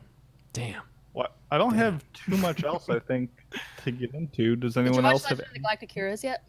I haven't because I feel like I don't need to. I feel like when it fully comes out, I will watch it, but like I already know what kind of standard it is going to be, and I'm just gonna want to marathon it once it does come out. So why bother watching 2 episodes now and then waiting 10? There's three out now. But okay, you've no, I'm kidding. I convinced you that 1 episode did it. Yeah, like I know I'm just gonna want to breeze through it, and it's probably about the same quality as in terms of like animation and stuff. So yeah, it's a very watered down version of the OVA, but I was like, I forgot how gorgeous everyone was now. I was like, they know how to do their pretty boys and their pretty ships. What are you doing? You're showing up Reinhard now. I was very nice. They're all so pretty. As I mentioned before, like tonight is gonna be the night where I do all my anime watching because I actually don't have to work after this podcast for the first time in like 3 weeks. But I did have to do a couple of. I did go to Comic-Con 2 weeks ago or last week or whatever for like like an hour, and then yesterday I went to my meetup, and then I also went to this convention I was invited to go to, this Pin and Patches convention.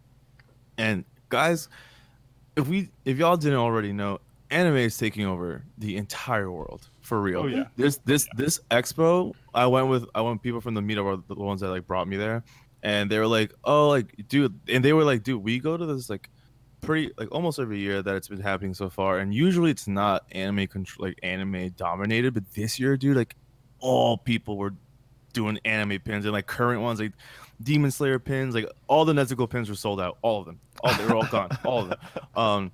So it's been cool getting that pulse read in terms of like the community. It's expanding a lot. Like anime is huge, like super huge. Like everything is anime. Even at Comic-Con, I think I saw more anime cosplays than comic cosplays, and that I think that's not the case usually at New York Comic-Con. So I'm excited for Anime NYC. I'm in the mood for that con. Yeah. So just I just wanted to share that. I think I got a pulse read on the community, at least in New York, and it's gigantic now. So I'm excited as an anime fan. You know, that's all I got. I'll let you guys know how I feel about the shows I watched tonight. Awesome. Mitz, you got anything else you want to share? Well, I am cutting right now, which by the way is like sad. It's like the suffering of the world where you For context, you mean dieting, right? He means eating below maintenance number Cool. of calories. Correct. Not any other kind. Yeah, you go from eating if you're me, you go from eating about 550 grams of carbs a day, and a billion proteins and whatever, just to gain the weight at all, because I just can't gain weight. It's like impossible. To cutting, and then you're eating like 230 carbs a day. But part of that is I got to get on a Stairmaster twice a week. We're doing lists. So for those of you that don't know, it's like the low intensity steady state cardio. So my dude. Twice, two to three times a week for 25 minutes, I get on the Stairmaster after I weightlift, and I need a new anime to watch on the Stairmaster. So I'm hoping you guys can help me pick a new anime to watch. The last time I watched Rewatch Hunter x Hunter. I already do. That's my bedtime anime. So I've been watching. I'm in Greed Island now. Watching Biscuit, or whatever the hell her name is. Training. Yeah, I love training, Biscuit. Yeah, training gone, but like the last time I was doing this, I suffered through many of my Stairmaster sessions watching Slam Dunk, but I'm out of Slam Dunk. I watched it all. So and I even watched the movies, and they're really bad. But now I need something else. So I'm hoping maybe you guys can help me pick something. You want something that's long? Well, ideally, it's something that's propulsive and doesn't have so great of animation that you're missing out by watching it on like a smaller screen. Yeah, because I've been watching it on my phone, so. Right. Did you watch Ping Pong Mitts? You did, yeah, of right? course. Yeah. Yeah. 5 out of 5. No 5 out doubt of 5. about it. No doubt about it. Okay. Oh, shit. Even if Cram strong-armed you into it. I think he did, yeah. Have you seen One Out yet? Yep, I've seen it. Okay, well I haven't, and it's been on my plan to watch. So that would have motivated me. Well, that's to finally good. You should watch it anyway, just because of the unique premise of gambling. Have you seen all of Chihaya Farouk? Because that would be a good starting. That would be quite timely for you to start. I have not watched any Chihaya Furu. Not a single minute. That might be an option. Let's see. It's not a bad pick. You should give it a little play. Hit the play button and see how it goes. Unfortunately, you've obviously seen all of Hajime. Yeah. Which is the king thing to work out to. For a while, this week it's going to be watching all the new anime that I have to do impressions on, right? Yeah. But after that, I was thinking, I was pondering, well, maybe Legend of the Galactic Heroes, because I'm. Yeah. But Mandy's like, yes. But that's a lot of subtitle reading.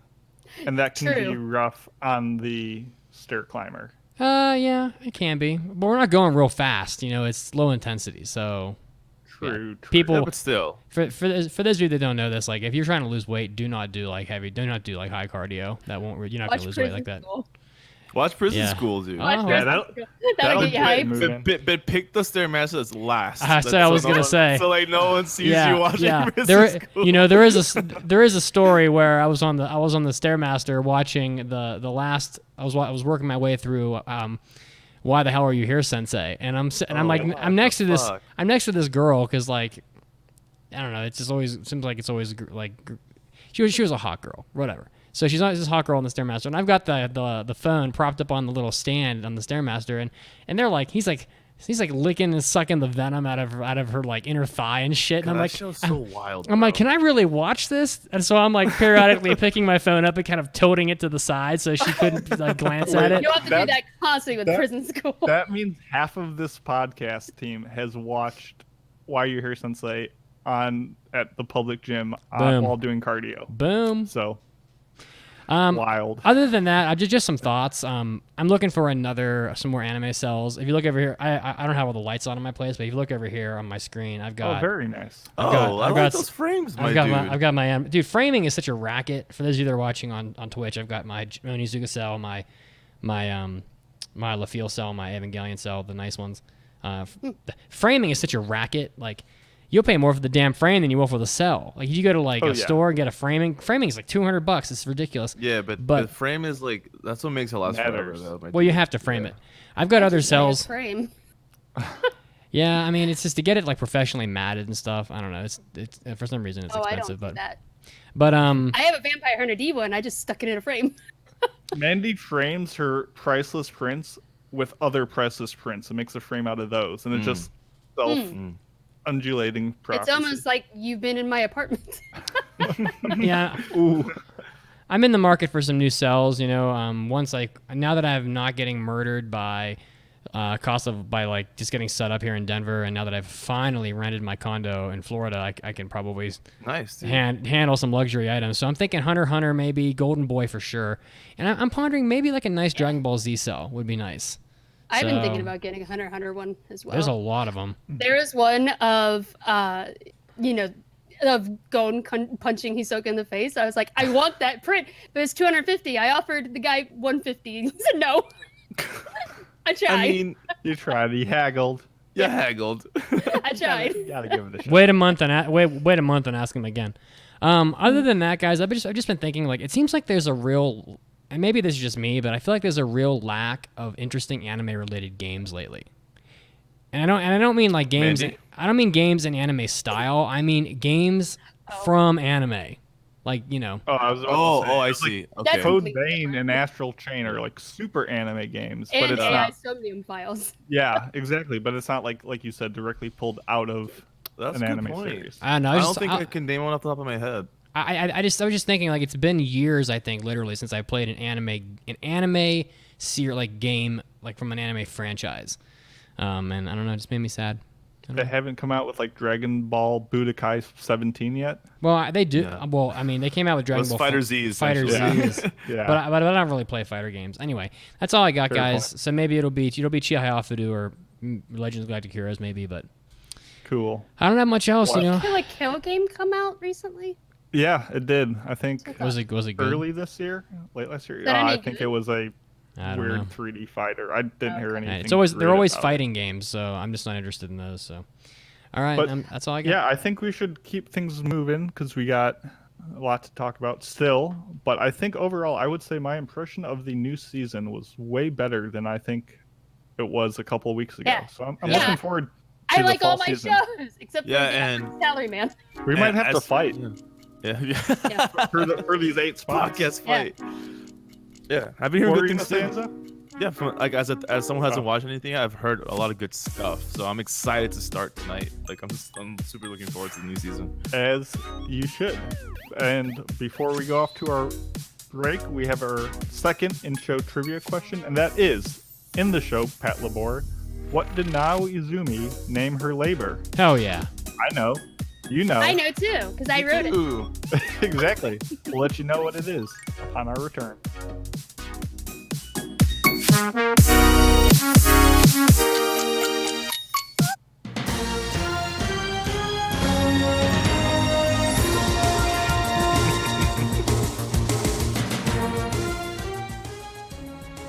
Hey, all you flat out wild anime fans out there.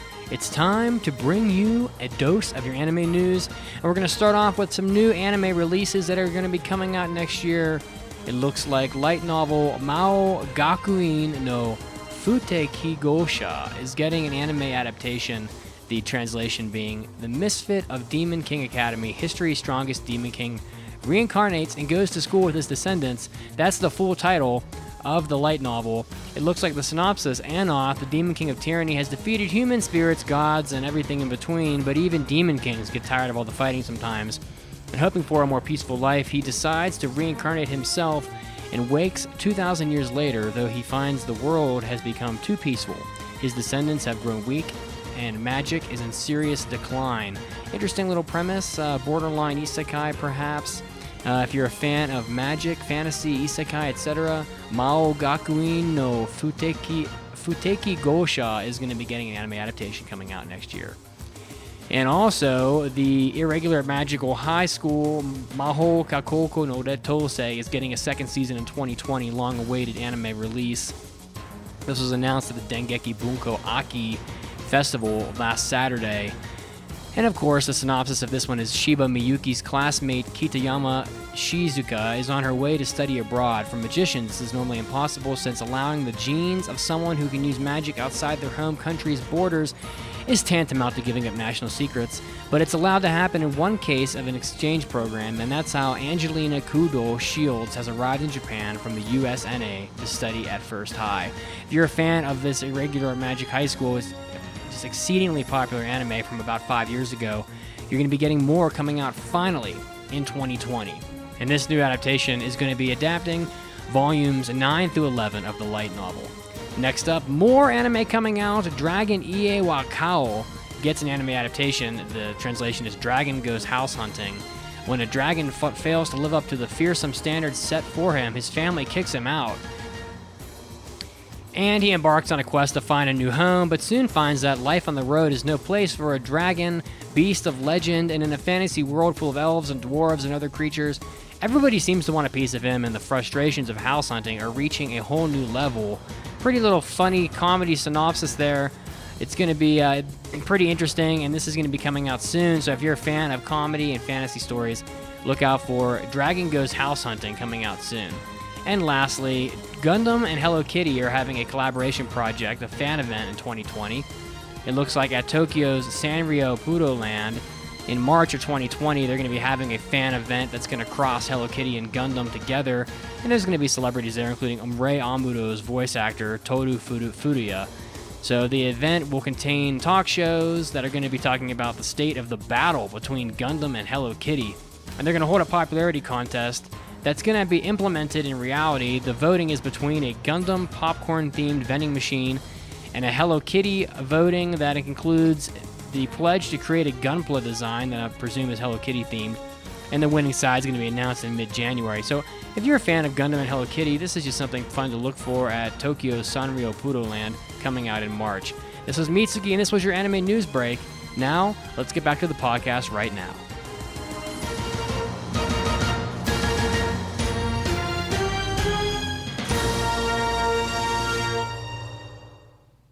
My friends are annoyed because they think I have forgotten their actual names. I just call them my senpais and kohais now. I threw a tennis ball at my cat. I was so caught up in the moment and thought maybe I could capture her, and then we could go on adventures together. I purchased a motorcycle just so I could pretend I was Onizuka. I answered the phone with Moshi Moshi. My poor cat. I may actually have a problem. It's time. It's time. It's time.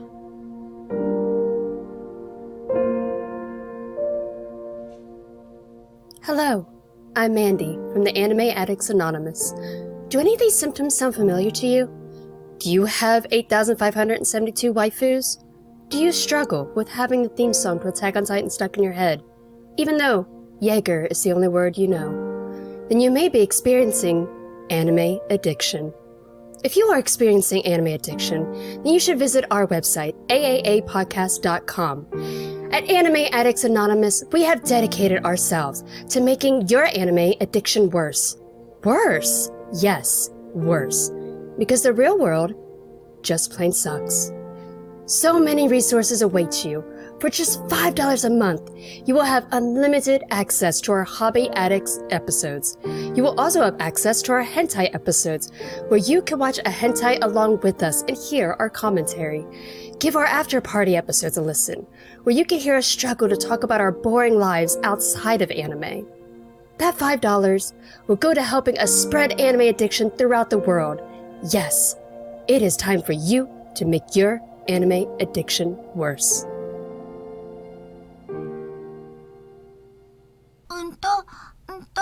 この番組は JList.com の提供でお送りします。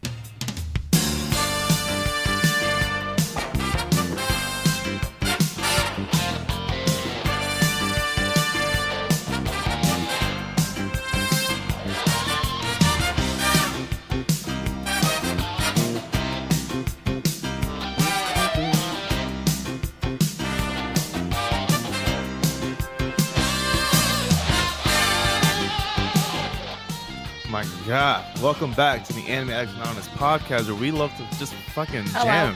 Jesus. Anyway, before the break, we asked you guys to ponder the question in the show. Patlabor, what did now Izumi name her labor? I keep saying labor. Whatever. The answer is a very lovely name, which is Alphonse. Alfonso. Alfonso. I love it because she names it before she even meets it. I know. Like, I'm longing for my dear Alphonse. She's the best, dude. Oh my goodness. He's so much fun. I also love that sometimes she's like Pat-chan. Oh yeah, Pat-chan. Whatever, Pat-chan is so cute. But yeah, I if feel you guys like, got that right, good job. I feel like I need my own correction corner segment. I was thinking. Oh, I've sorry, often thought about like on this podcast having a segment for like all the things we've messed up from the last episode. It's I so think funny that'd be 'cause fun. I was thinking like earlier. I was like, Sunrise. That doesn't sound familiar. And I was like, yeah, they fucking did Cowboy Bebop. I don't know. I wasn't thinking because I didn't. Thinking's a lot, you know. Thinking's hard.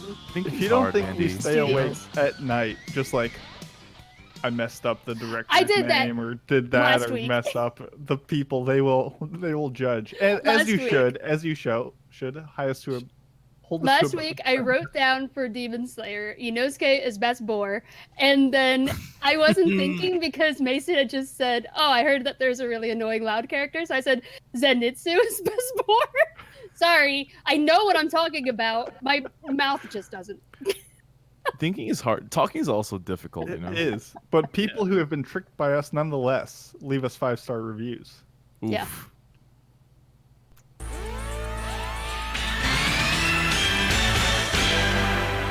It's time for iTunes review. You goddamn right.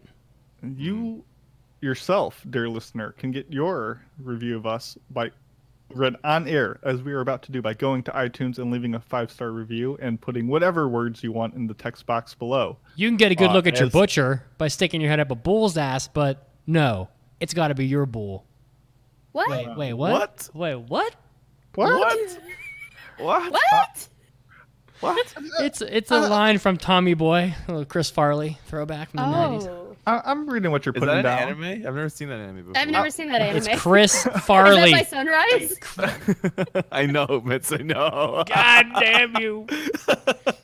I see what you're laying down. I'm smelling what I'm stepping in. I get it. That's right. And we would love if you were to go leave a review, because we could use some more 5-star reviews so we can stay on top of the anime podcast game. But this comes from a greatly named 21. 21. And they write 21. They write, great podcast. I binged a bunch of episodes and already love it. Now I always look forward every Wednesday for it to come out. P.S. Love the manga minute. Heart emoji. Thank you. Well, you just have the best one. in your best segment and your favorite podcast, which I'm assuming we are. Let me just tell you guys, if you haven't done a 5-star review yet, we're being chased by another podcast, so we need all hands on deck to stay in front. So a little bit goes a long way. Share the love, and I will snuggle you. I promise. And give us feedback on what we can improve. Totally. Sure. Exactly. Yeah. Because if you don't tell us, we don't know. That's right. But do it nicely, though. You don't have to yell at us. Except for when we mess up and we know it. We already know it. Yeah. But one thing we've Very done upon feedback and refining our craft is we've implemented the retro review section to our system where Amazing. You're on fire today, my dude. Just like your kids. Hosting is easy. Just this like is your for kids! for PC baby mode. So Damn. hosting is easy. But yes, like my on fire kids. So this review is actually not of a anime that was released in spring of 2019, but it is in fact Enzo's selection from Many Moons Back. So if you would take it away. Totally. So Patlabor is one of the oldies that I think goes overlooked most of the time. And I say that from experience because even this is not the first time I saw Patlabor, but it's the first time I saw this OVA. I've seen the other iterations of it. And I think I'm an example of someone who likes the IP but hasn't watched this OVA from 1988 for whatever reason. But it is. Oh, this is the synopsis here. Okay, I'll read the synopsis that we have written here and to go into it. You But won't I do was it. very excited to make this because You it's a won't very. do it. I won't do it. You won't do it. I'm doing it right now. Oh Heard shit! you Synopsis wouldn't. reads. Heard you He's, wouldn't. he's gonna do it. Oh shit! You heard? Oh, who's saying who? Okay, all right, I'm doing it right. I'm doing it right now. The synopsis is: as the human race evolves, so does its technology. Engineers have successfully created robots dubbed labors or laborers. Are we saying laborers or labors? It's Labor- The dub says labors. So Labors? I don't know. But I always thought it just- Patlabor sounds cool. It sounds better, in my opinion. It does. Pat laborers sounds weird. Anyway, we're going with labors. It's the Patlabor retriever. Yes.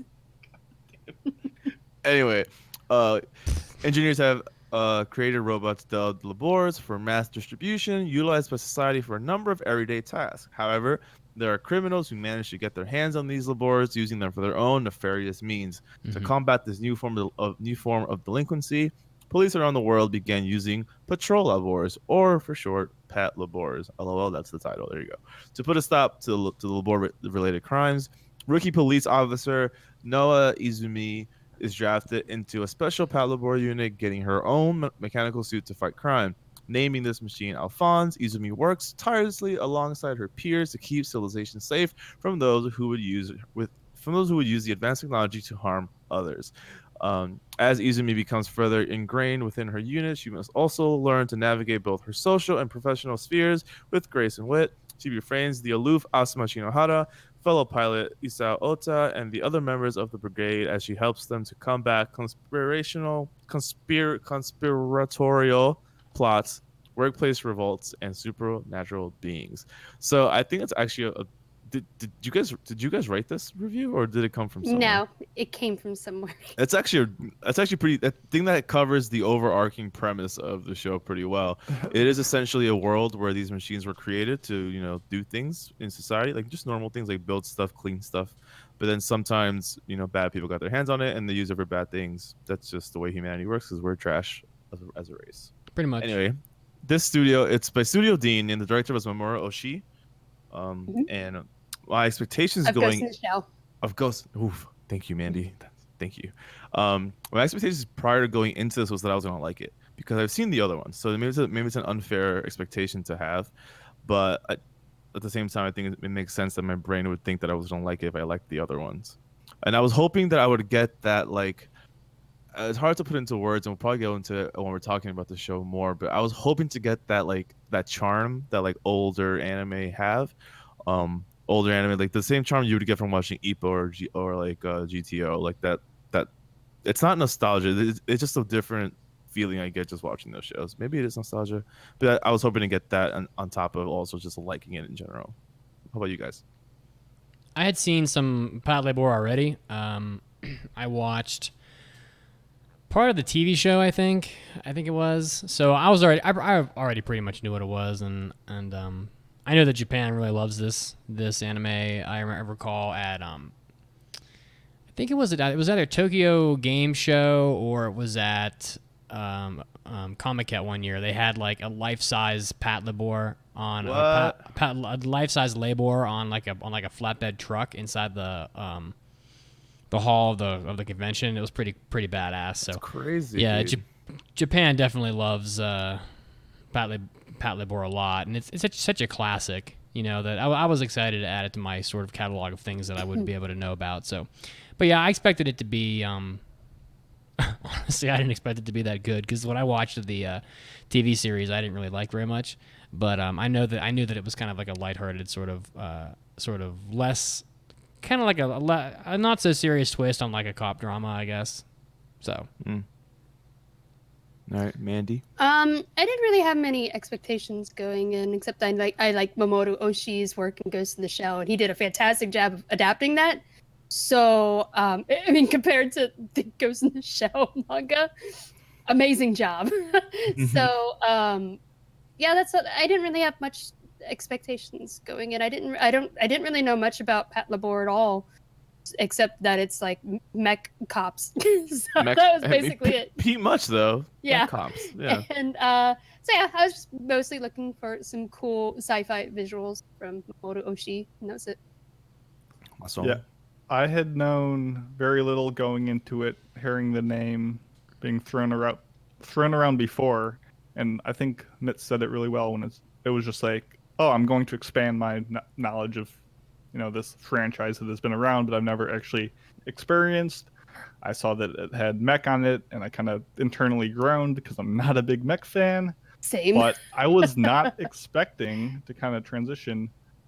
It's kind of a little mini working show. It's kind of like, oh, this is behind the scenes of a off-axis, different, adjacent, parallel world of a cop division. And like we just talked about earlier, I think we all really enjoy, at least to some degree, those shows where we just see people working. Yeah. And the bureaucracy they have to deal with, or the behind-the-scenes stuff they have to deal with, that was just like, yeah, I was not expecting this. And the mechs were not super a focus of things. It was just people doing their job as cops, and they use these machines to do so. And I was all in on that. And one of my first notes before people think Enzo is crazy is that it has that old school charm. Yeah, absolutely. That's so. I don't know if there's a better word for it, but I agree with you in that. It's charming. I don't know. So, would you want to go into your spoiler-free recommendation because you gave more than your expectation? Sure. I think for 7 episodes, I mean, I haven't seen. I mean, there's like 2 different TV series. I think there's like a movie. I think too. Yeah, 60 episodes worth. I think there's 3 other movies. So, can I speak that this is the best jumping on point for this franchise? No, I'm no way qualified. But I was pulled into this world and I enjoyed it. And while I don't know if I'd watch like a full 50 episode TV series, I think this was perfectly enjoyable and I had a fun time. Totally. I can go next if Mandy or Mitz. Go for it. Cool. We'll go deeper into this too, but this is a show that for me gave me pretty much everything I want in an anime. Like pretty much like Mason said it. He hit the point that I want to hit too, where the mechs are dope. Like they're cool that they're there, but that's it. Like they're there. And yes, they're the catalyst for the reason why any of these things are happening. But I think that it doesn't take away the spotlight from the characters, and I think the show really pushes the characters to the forefront. And you tend to, I think I found myself liking this show for the way these characters were interacting with each other and talking to each other and growing together. And to me, that's why I think I would recommend this show to people that are in for a solid world. It's a well-established world. The people are quite organic. You have a really good supporting cast of characters that help push the main 3 or 4 people that get most of the spotlight. And the mechs are cool. They're not super robot-y. They're quite mechanical. Yeah. So I'm not even sure that's the right contrast to super robot-y, but they're just not super robot-y. Yeah. But yeah, so I would recommend this to someone that wants a in context a quite grounded mech show that lets the humans still stay at the forefront of what I think traps you into liking this show. So yeah, slice of life people, give it a shot. Mech people, give it a shot. People that just like good characters, give it a shot. I didn't really find this OVA to be as polished as I expected. I know it is kind of old now, being from the late 80s, but I expected a little more from it. I don't know that I would recommend it, honestly. That's my personal opinion. I think that it has a little bit, it has not enough mecha stuff for me to really feel confident recommending it to a fan of mecha. And it has, I don't know. I don't know. I just didn't find the sort of behind the scenes working person sort of thing. I didn't find it well executed, I guess is what I would say. So I don't know that I'd recommend it. I think there are both other anime that I would probably put in its place, especially from the 80s when like mecha shows are not in short supply. So yeah. So, but I I don't know. If you like Police Academy, the movie, maybe. I mean, that's kind of what I kept thinking of when I saw this. Yeah, that's kind of what I kept thinking, you know. So yeah. I actually thought this was pretty decent. It was very short, so there wasn't really. It's good. I don't know. There wasn't much to like really dive deep into, but from what I watched, I like the kind of slice of life, just watching people work kind of thing. So I enjoyed what I watched. I liked some of the comedy moments, and they were like, there's like a horror kind of episode that I really enjoyed, and I think the last 2 episodes try to were a little bit more serious than the ones before it, but overall I enjoyed it. I thought it was alright. Cool. So I think in general we are giving it more of a thumbs up, but I think what Mitz is saying, actually I can find a part of me agreeing with too. But with that, we are going to move into our spoiler section of this review. So if you are going to watch it, you don't want to be spoiled, this is your time to take a break from us. We'll put the spoiler warning up. And for those that want to stay and watch and did their homework, they can join us on this conversation. Stay tuned. Spoiler time. Spoilers are coming. Oh my god. Dope. Spoilers are coming. Spoilers are coming. Spoilers are coming. Story-wise, there's not a lot to chew on. I think then that's actually nicely going off what Mandy was saying.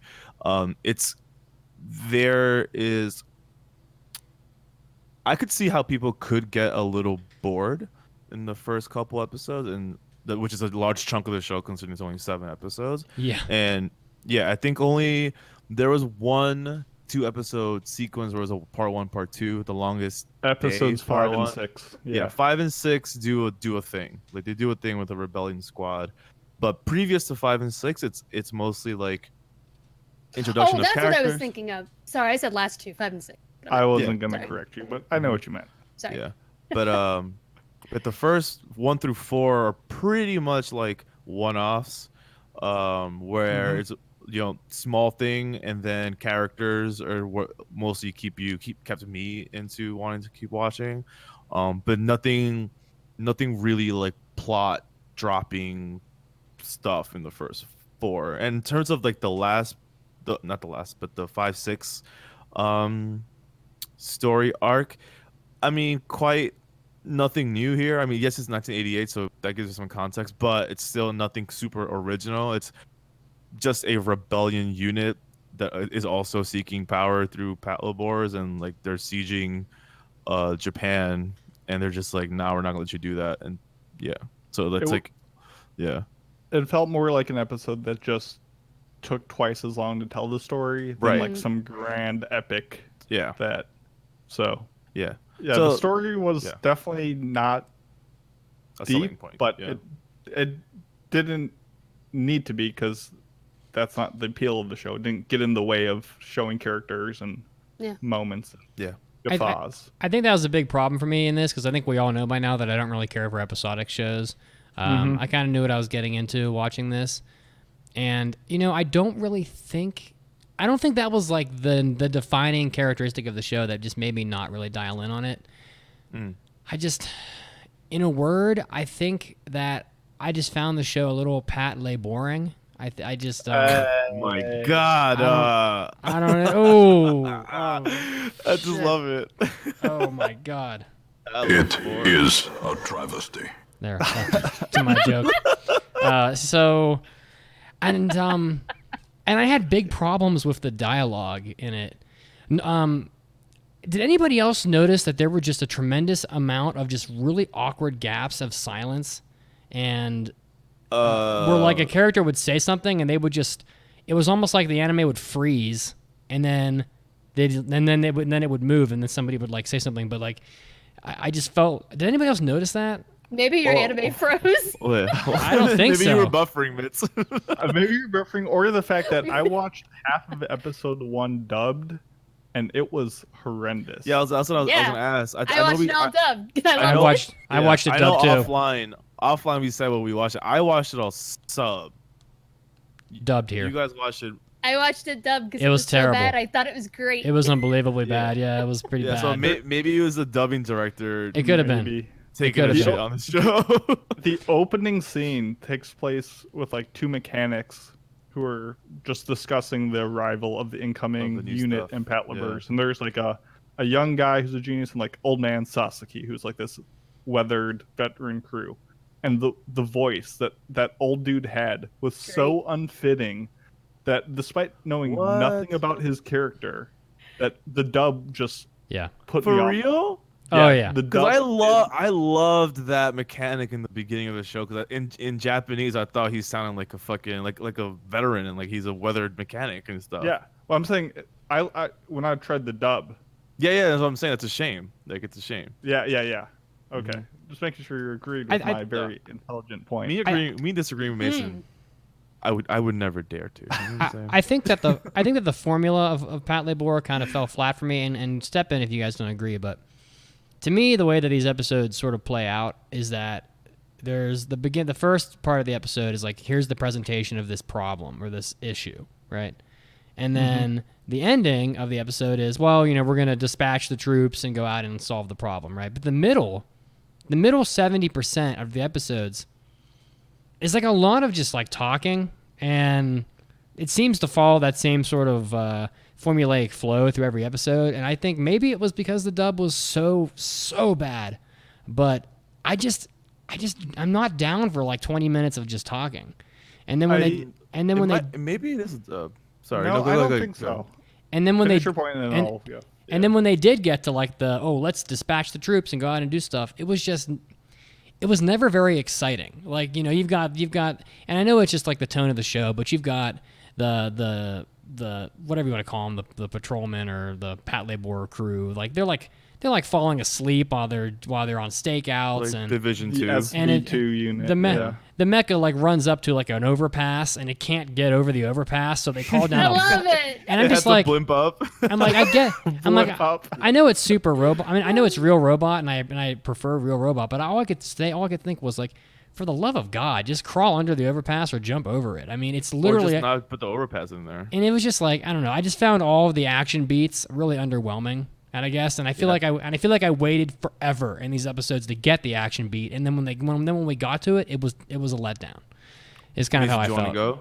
Enzo, you go. I'll go after you. Okay, I'm with you in terms of action beats turned into I called it the Marvel thing, where they kind of take the piss on their own action beats and have like comical, like comedic tones when you don't expect there to be comedic tones. I think the overpass thing is a good example of that, where like they are literally discovering that this old lady is like, what was the issue? Like a bomb? It's a bomber. A bomb. Yeah, squad. a bomber. Truck. Right. Yeah. So I watched episode 1 and 2 a while ago, but she was a bomber, so they discovered the bomb thing, which is a huge fucking deal. That's a threat to the city. And then you see SV2 go out, and Izumi is in her Patlabor, and then she gets stuck at an overpass, and I'm just like, really? And like, I thought it was great. I mean, it's super cute. It's super cute, but at the same time, part of me, this is only episode. What episode? 2? That was episode 2.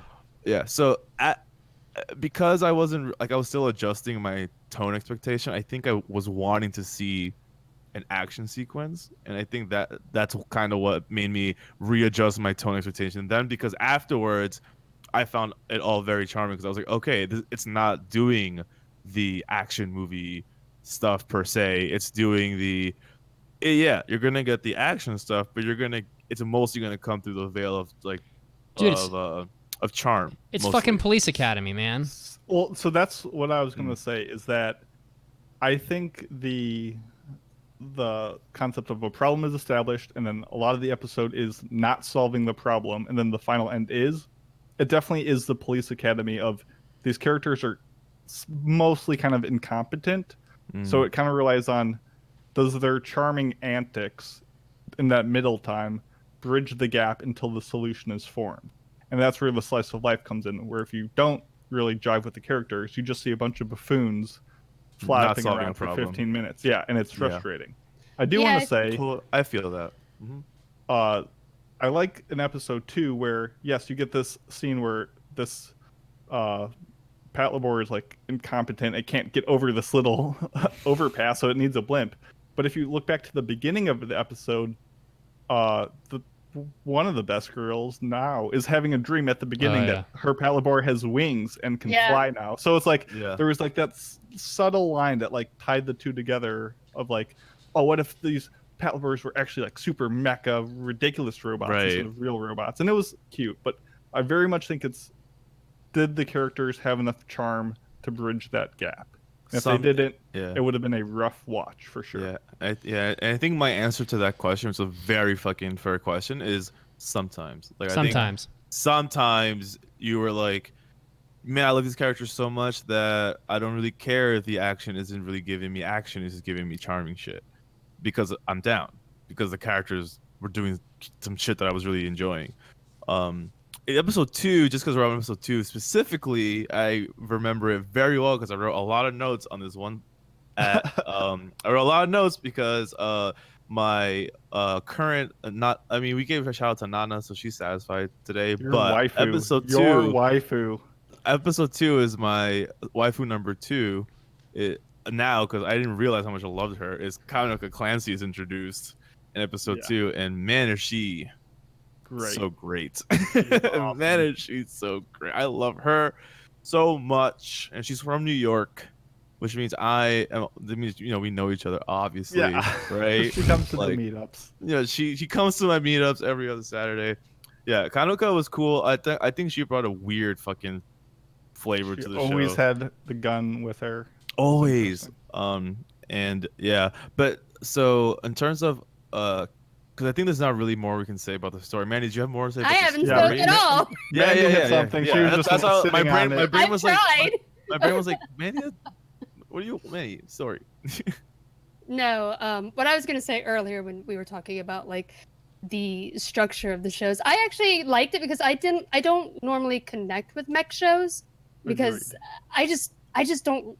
I don't know. There's something about them I just don't like. I have a really hard time connecting with them. But this one I actually really enjoyed because it's like I liked how realistic they felt. Like you were saying, they couldn't get over the overpass. I'm like, I love that part of the show.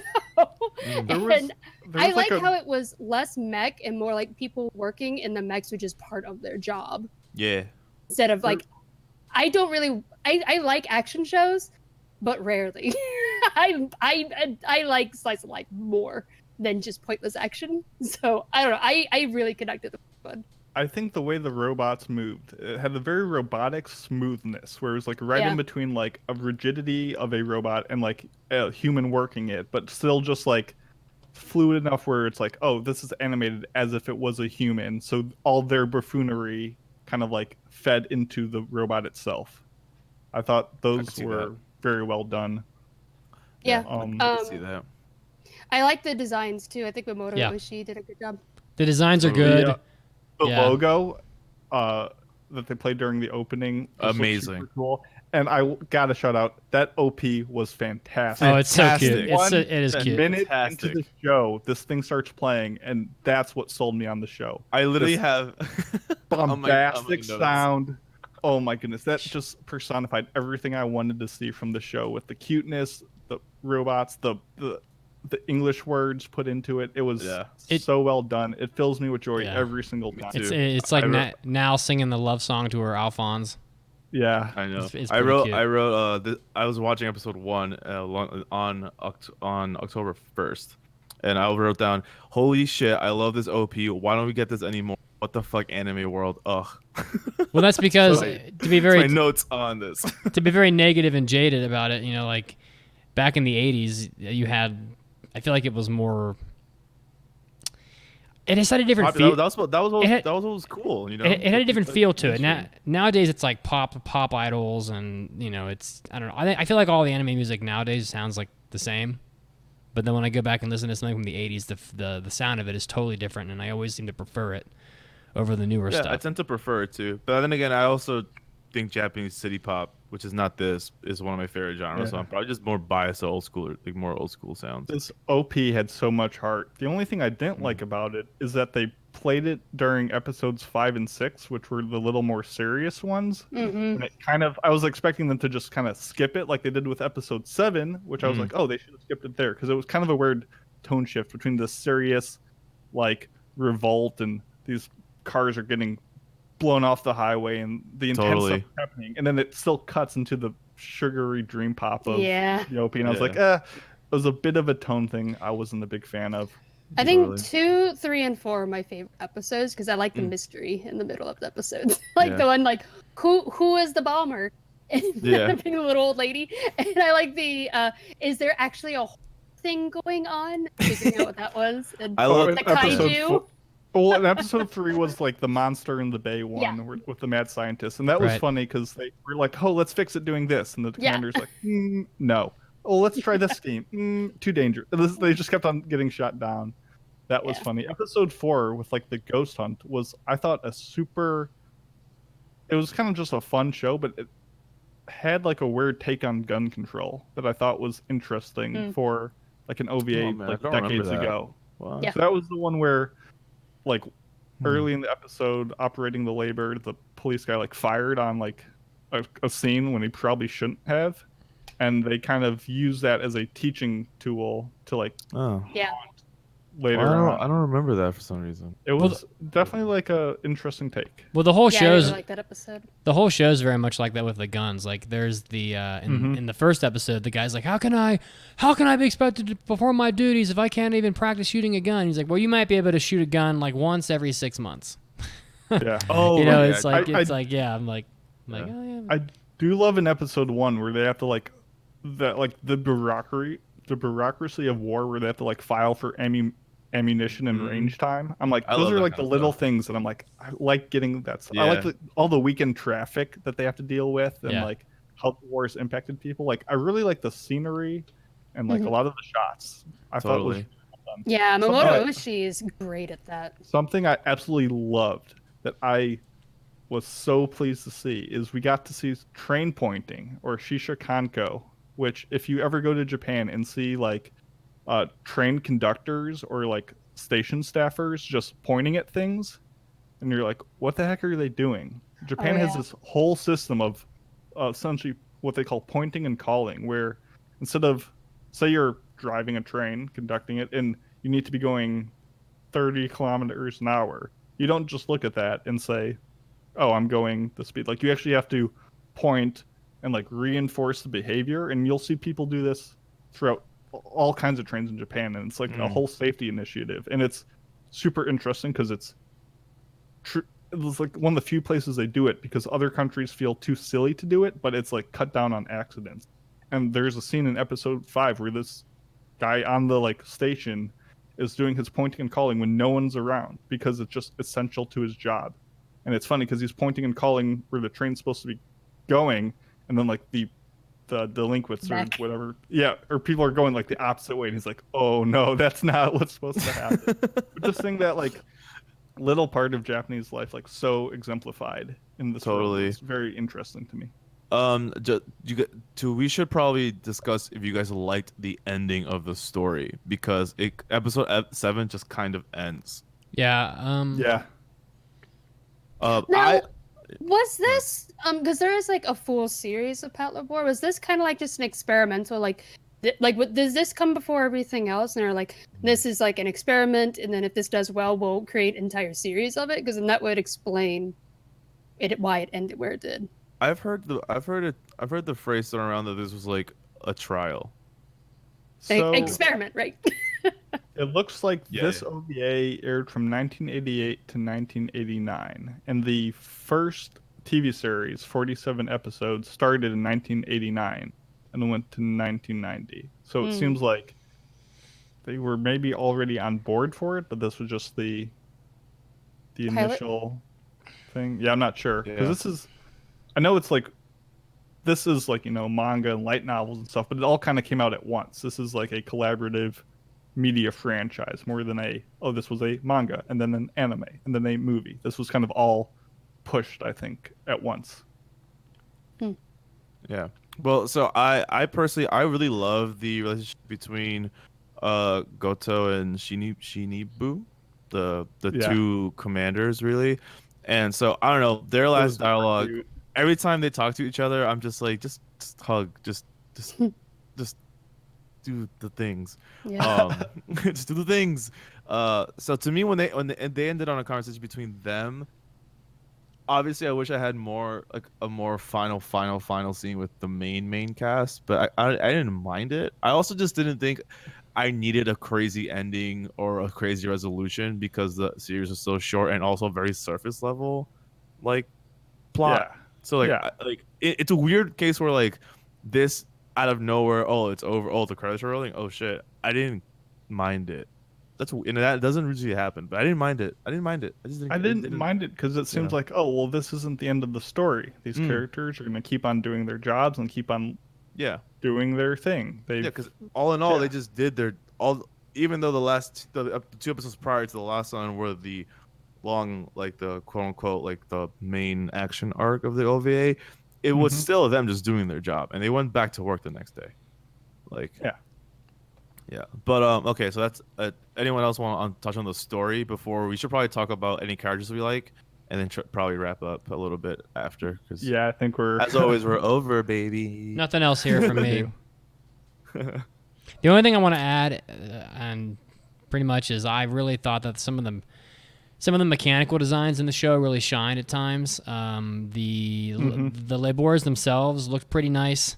I appreciated their designs, and then there were some like sneaky good, just for example, not to go back to episode 2 again, but when they took the covering off the bomb, you take a look at the bomb, and there's like a billion things like moving and whizzing and whirring inside the mechanical design of the bomb, and you can just tell that they had some crew working on this that knew their way around drawing some mechanical designs, and I definitely appreciate that in a mecha show, especially especially a real robot show. You know, it gives me throwbacks to like, you know, Escaflowne, like watching the flywheel moving inside the mechas and stuff. So I appreciated the designs of some of the stuff.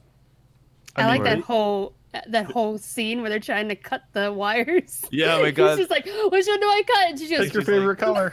Pick your favorite color. Pick your favorite color. I love that whole scene. Kaneko, she's the best. But I love character-wise, I think the character that had a smile on my face most of the times were Kaneko, Asuma, and Izumi. I think those three are my favorite characters by far. Also, big shout out to, in my notes, I call him Big Boy Man. Big Boy. Cute.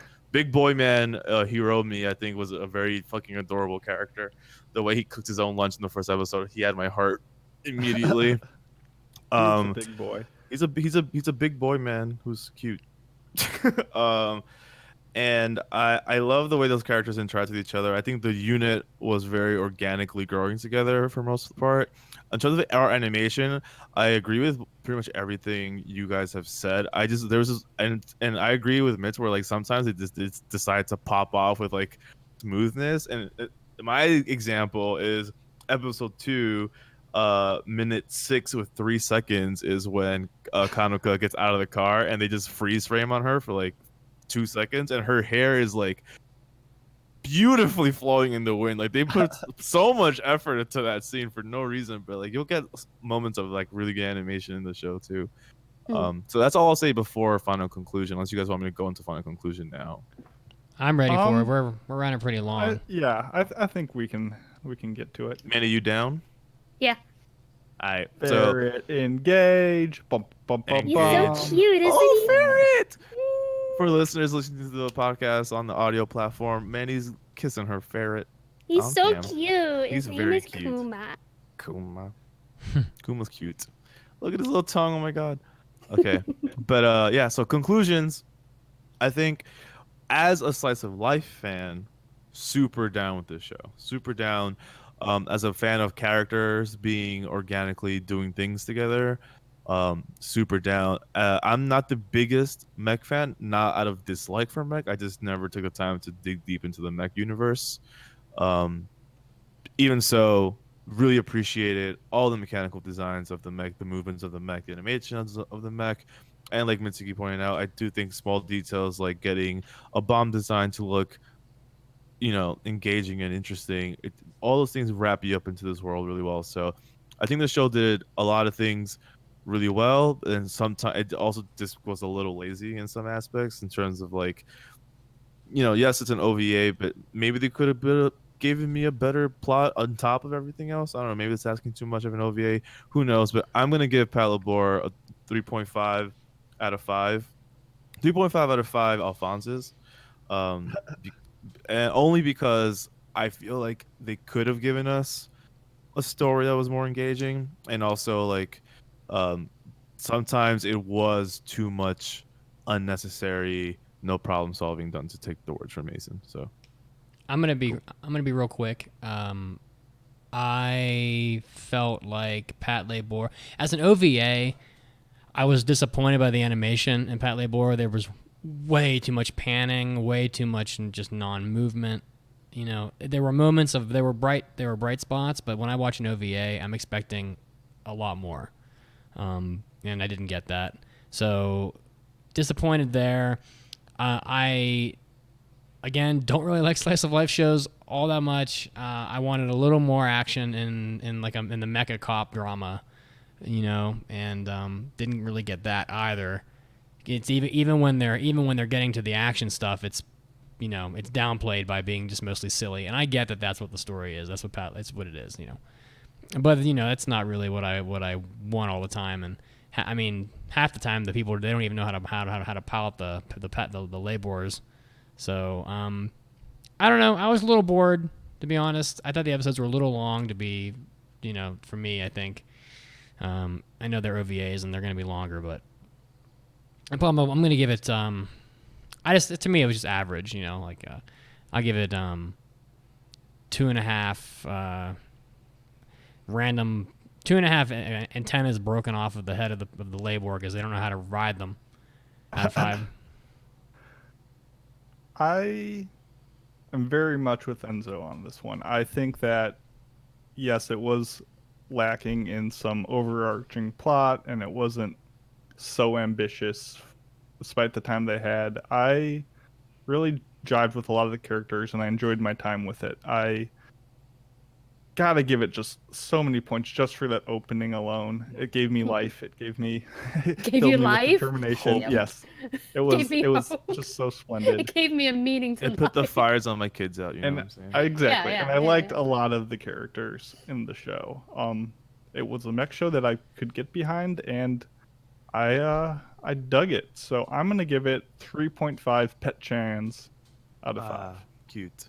Nice. Did we just match scores, Mason? We did. Oh my god. Holy fuck. I agree with Mason. Pretty much everything I was going to say. I enjoyed it. I enjoyed what I watched. I'm not a big fan of the mech genre, and this one I jived with because I thought it was pretty interesting. And I like watching just them working their job, basically. And I liked Izumi a lot. And yeah, I like the characters, and I'm also just a fan of life, and I'm interested in watching the whole series of this because I didn't mind that it was so short because I don't know, to me it felt like an experiment, and like this is what we can do with the rest of the series. So and I just like Mamoto Oshii's just tech, like sci-fi tech work. So I don't know, I enjoyed it a lot. I think I gave it 3.5 as well. Awesome. 3.5 Alphonses. Yeah. And we all tend to like we said, those working shows. Yeah. So yeah, literally Work is one of my favorite shows of all time. Literally, is the show Working. Grumpy Man Mitz comes in with the low score.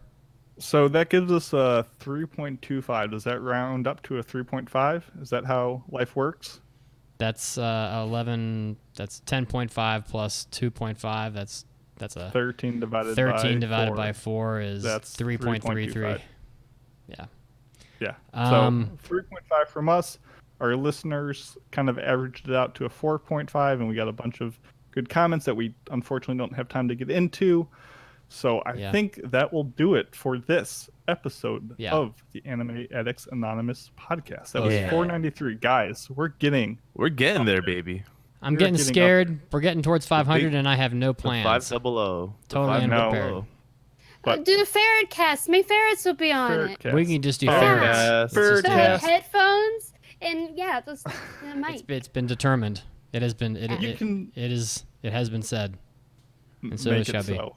Yes. Yeah. But you can find us, as always, aaapodcast.com, where you can get all that good stuff, those extra episodes we talked about, hentai hobby after parties. We're going to do one right after this. iTunes, leave that review, subscribe, all that good stuff. Facebook, you know where to, just all that good stuff. All of it. The tweets. Mandy and I, and perhaps even some Enzo action, might be doing some more streams and stuff, so stay tuned on Twitch. Guys, You might Mason and I dated Burrs and Hot Tofu Boyfriend. We want to play more visual novels. Tell us what you want to play. Yeah, we will embarrass ourselves for your entertainment, and it's kind of what we do best. That's what it's all about. Enzo, they can find you at Enzo Badia, correct? Yeah, ENZOBADA on Twitter. I am trying to tweet more, and it's been fun lately, so hang out with me, please. Mandy's at Instagram too. At AAA_Mandy. With an the I. one? Yes. Mandy with an I. And Mitsugi is at Pope Mitsugi, so find us all on the interwebs. Join us on Discord, and that will do it, my friends. Thank you all for joining. Thank you all for listening. And we love you, and have a good one. Toodles. Bye, guys. That's what we back. Bye-bye. Love you. Goodbye. Bye.